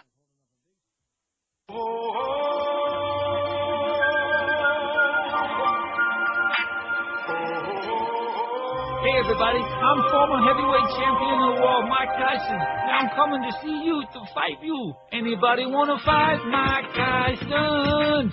I need the money. I used to be fast as lightning. Assalamu alaikum. Remember when I did that fighting? Rah! But I'm still so exciting. And Jesus loves me too. I'm all washed up has-been, but I'm the craziest around. When I get into the ring now, one hit, now I fall down. Now I'm going out on tour, and I think I'm gonna score. And if I fight against the chick, if I lose, I'll bite her on the chick. Hey baby, I'm Mike Tyson. You know you want it. Even if I got no license, that's discriminant. From the time that I did that fighting, tastes like chicken, you know. My fish will be slicing and dicing. Oh yeah, I'm Mike Tyson. I'm the most beautiful boxer that ever lived, and I'm gonna eat your kids, and I'm gonna bang you till you love me, 'cause you know you love me. Everybody loves me. I love them. Assalamu alaikum. It's 14:55 the total we got, and we've slowed down to a crawl. That's not doesn't bode too well. We got 28 minutes to go, and we need 45 votes. I mean, it's not not insurmountable. 14:56. They're pouring in by the ones now. They're indifferent. 14:57. See what I'm saying? Every time you refresh it, there's another one. So just keep refreshing it. It's a machaya. You got it? You think we're going to make it? Yeah, I think you will. We can do it on a Friday, boy. It's going to be real feather in George's cap, and then he can puke up all that ice cream all over the board. The lawyer for, and the media has been pronouncing his name Marcia, this priest over there, this priest who allegedly fondled Foley, the one who said, he seemed to like it. How can you pronounce his name? His name is Mercieca. Marcieca, not Marcia. Well, maybe, who the hell knows? 50 banana. The lawyer for a Catholic priest who acknowledged fondling former Representative Mark Foley when Foley was a teenager and who thought he liked it, said today there were no grounds for a legal case against the clergyman and denied allegations by a second man who said the priest molested him. Father Anthony Marcia, whatever his name is, believes that nothing happened. See, everybody else is saying Marcia. Father Anthony believes that nothing that happened between him and Mark Foley some 40 years ago could provide solid grounds for legal action against him. Lawyer Alfred Grech sent an email from his office in Malta to the AP in Rome. He therefore considers the aggressive and unfavorable exposure as being unfair and unjustified. Marcieca, who is retired and lives on the Maltese island of Gozo, was quoted by media in Florida saying that he fondled Foley and was nude with him on several occasions while serving in a parish in the U.S. state in the 1960s. In a phone interview with the AP last week, he insisted that his association with the boy wasn't sexual. He seemed to enjoy it. Oh, well, in that case. The Maltese Church has opened a probe into the case. By the way, that fax you just sent me a minute ago, it has a certain aroma to it. The Mo one. Okay. In Florida, the Archdiocese of Miami has confirmed that Marcieca is the person Foley said abused him as a teen and has barred the priest from all church work as it investigates Foley's claim. Earlier this week, another former altar boy in Florida came forward and said he was sexually abused by Marcieca in the 70s. The man's lawyer, Jeffrey Herman, said his client was an altar boy at St. James Catholic Church where Marcieca worked. The priest, speaking through his attorney, denied the allegation and describes it as best a figment of the imagination and at worst a malicious fabrication. Herman sued the Archdiocese of Miami for his client on Wednesday, seeking more than $10 million in damages. I'll take a piece. His client, now 40 and identified in the lawsuit only as John Doe number 26, says Merchek abused him when he was about 12 years old. The Archdiocese of Miami said it had no idea at the time that he might have been abusing altar boys. They don't know nothing, you know? Just like Cardinal Law in Boston. He didn't know nothing. Nobody knew nothing. That's why they kept moving around, though, like pieces on a chessboard. They maybe suspected, but they really didn't know nothing. Right? Right. 1461. Man, that must have been a hell of a year. Maybe that's when Columbus was born. Do we know? I'm sure we could look it How up. about Googling Christopher Columbus? Well, if he discovered America allegedly in 1492, 1461, he would have been like 31 years old, huh? About 30, man. Yeah, I have no idea. Nothing about Columbus. Maybe I need to go back to school. I think I'm ready to go back to college, I believe. If I can pick me out my own roommate. Well, maybe two, you know. In fact, I think when I first went off to Michigan State, I think I had two roommates, my first room. I believe I did. Yes, I did. 1451. Well, if you wear out the first one, then the other one can always be like a standby. I mean, Josh has got a roommate. Yeah. Yeah. Although they sleep far apart on the same bed, but not close. 1463. You know, I have never watched that show again. Is it still on the air? I don't know. The Supernaturals. I watched it the one time also. With Dean and Sam and Jan and Dean and whatever. Palmer, Massachusetts, a Ludlow teacher charged with making a bomb threat at the school where she works pleaded not guilty yesterday and was released from police custody. This is I just don't understand this story. Tina Fisher, 36 of Westfield, Mass., was arrested Wednesday after authorities said she stuck a note to the wall at the East Street Elementary School that referenced the principal and said, bomb, boom. Bada boom. Huh? Bada bing. Bomb, comma, boom. She had been held on bail, was released after her appearance yesterday in Palmer District Court. I guess maybe she didn't like the principal. Bomb, boom. As a condition of release, Fisher must stay away from East Street School and its principal and report to probation once a week. She's scheduled to return to court December 12th. She's been a special education teacher at East Street for 5 years and obviously thinks the principal's a real a-hole or something like that. Bomb, boom. Bada bing, bada boom. Isn't that what they said in that movie, whatever the hell that movie was? Like, Bada bing, you blow their brains all over your nice Ivy League suit. Yeah, like that. 1466. Boy, I bet you the audience is on the edge of their seats right now. Some of the people on the road who are listening in their cars have pulled off the road. They're on the shoulder right now because of the excitement. They can't handle the pressure. You know what I mean? They pulled off the side of the road. It feels like that. Oh, here's that story. Senator Rick Santorum knocks out a wrestler in a new campaign ad that was posted on YouTube a few days ago, according to Ross' story. What a silly ass he is.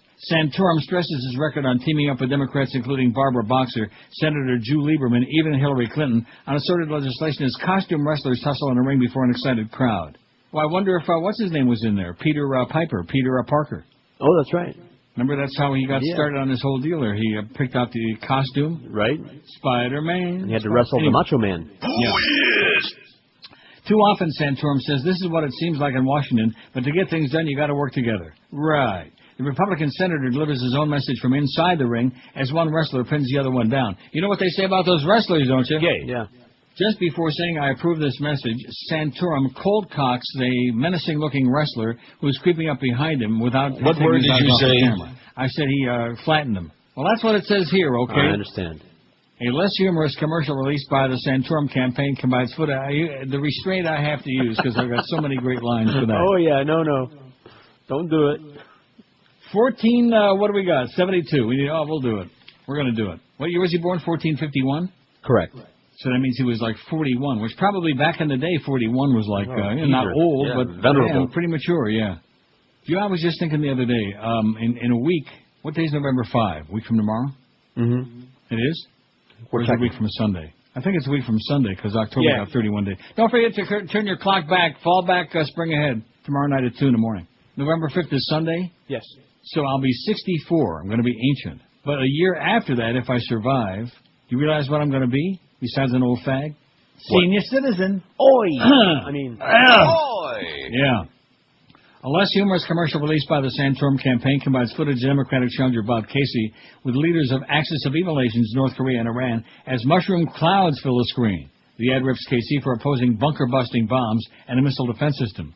The Associated Press reports that the Santorum campaign has purchased $700,000 worth of ad time for the mushroom cloud ad, which can be seen at Santorum's official website, but is pulling away from broadcast TV to focus on cable channels such as A&E, CNN, and the Discovery Channel. A&E should only croak.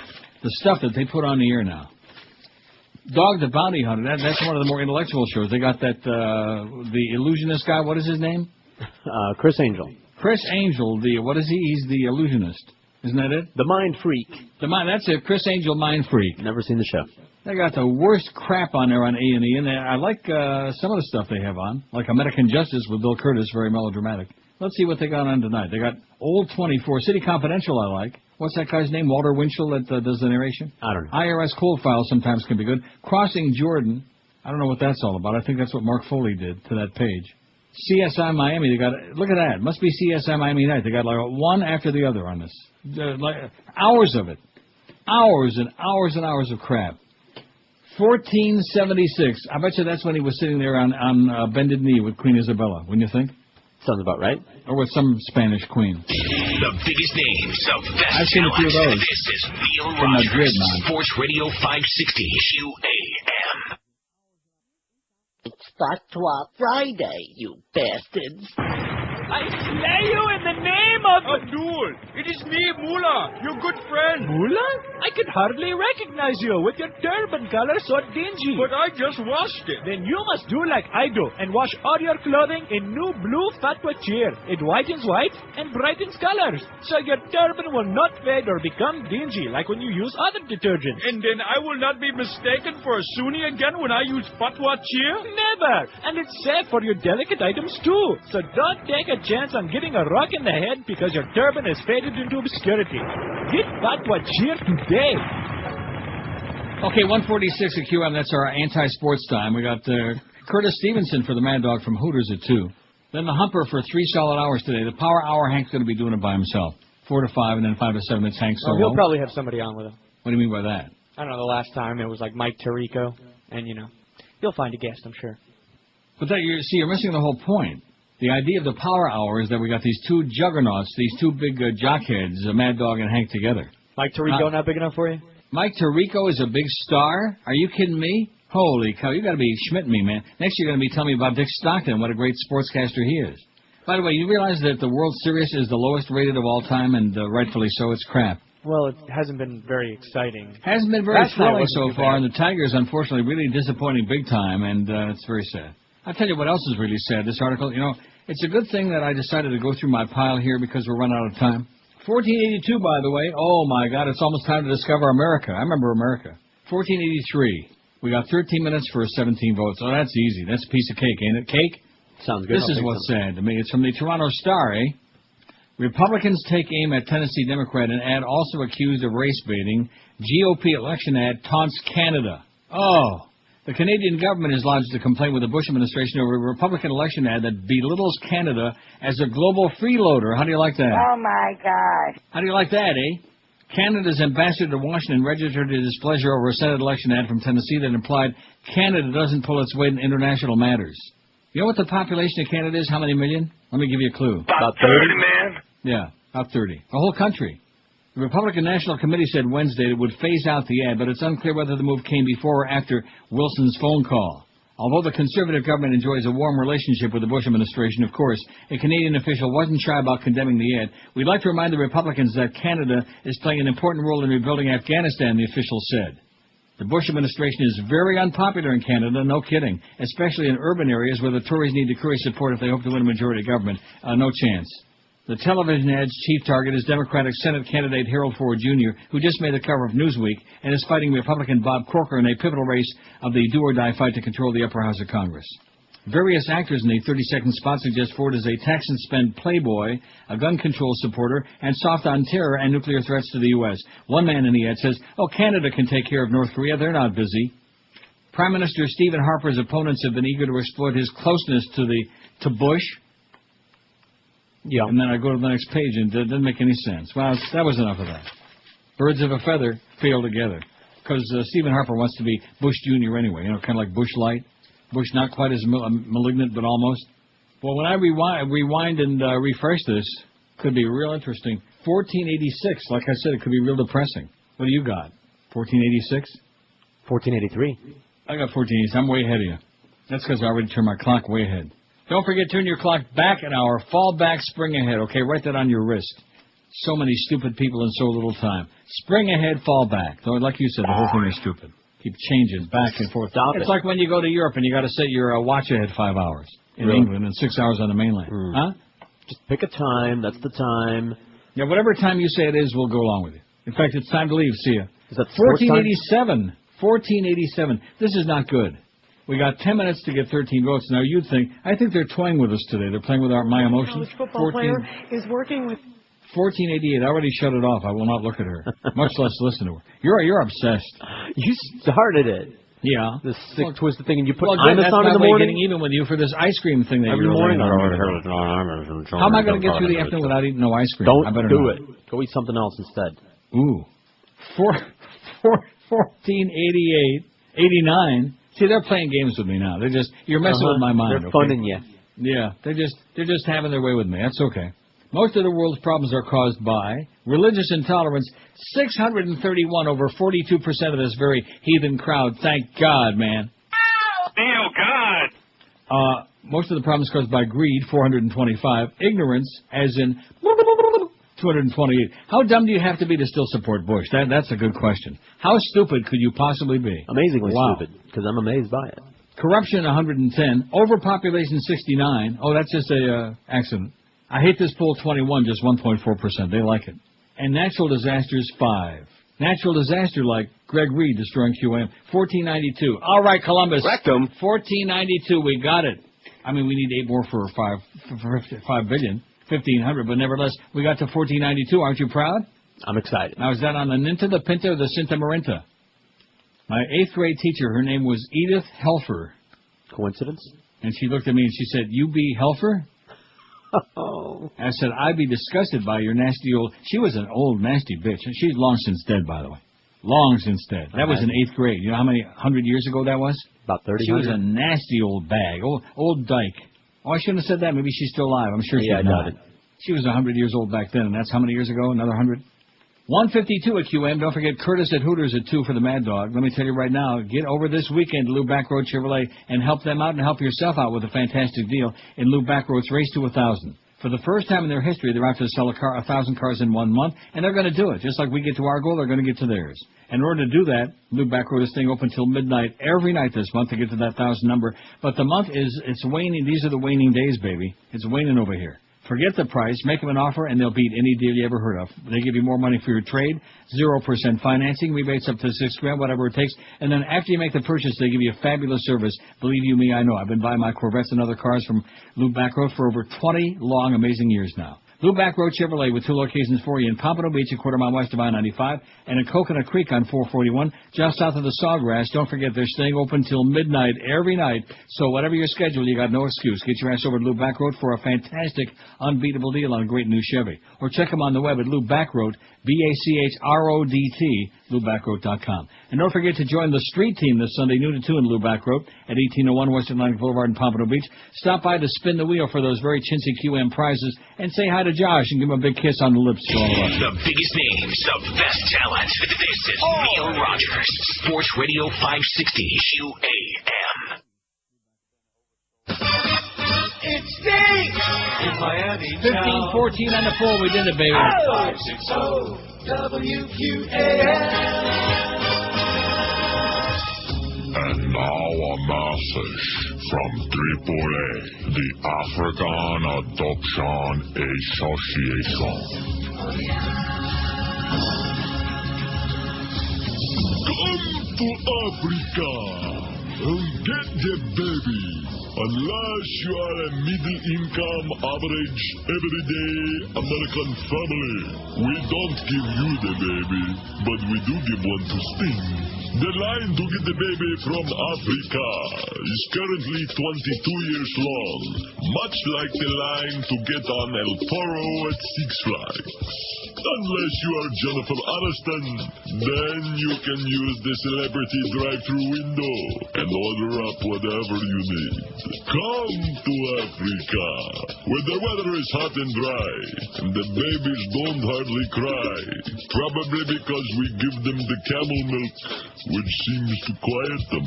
It's easy to get a baby in Africa, unless you are an average Simba or Mufasa, or in your country how you say, Dick or Jane. But if you are Lisa Gibbons, Deborah Norval, or Tempest Bledsoe, it's no problem. Come to Africa, where some people question why we only give babies to famous people, and everyone else has to wait until their eyes fall out. We say this to you, it's a business. Let's say you are an accountant. You would much rather have the business of meatloaf than, say, Ralph from Kearney, New Jersey. See? That's okay. Come to Africa, Clay Aiken. Come to Africa, Lance Bass. Come to Africa, Jim McGreevy. Come to Africa, drummer of band Cutting Crew. We give you the baby, no questions asked. But if you're not famous, the line for the baby starts in Portugal. And please, no cutting in line, or we shoot you. This has been a message from the AAA, the African Adoption Association. Bye, bye, bye!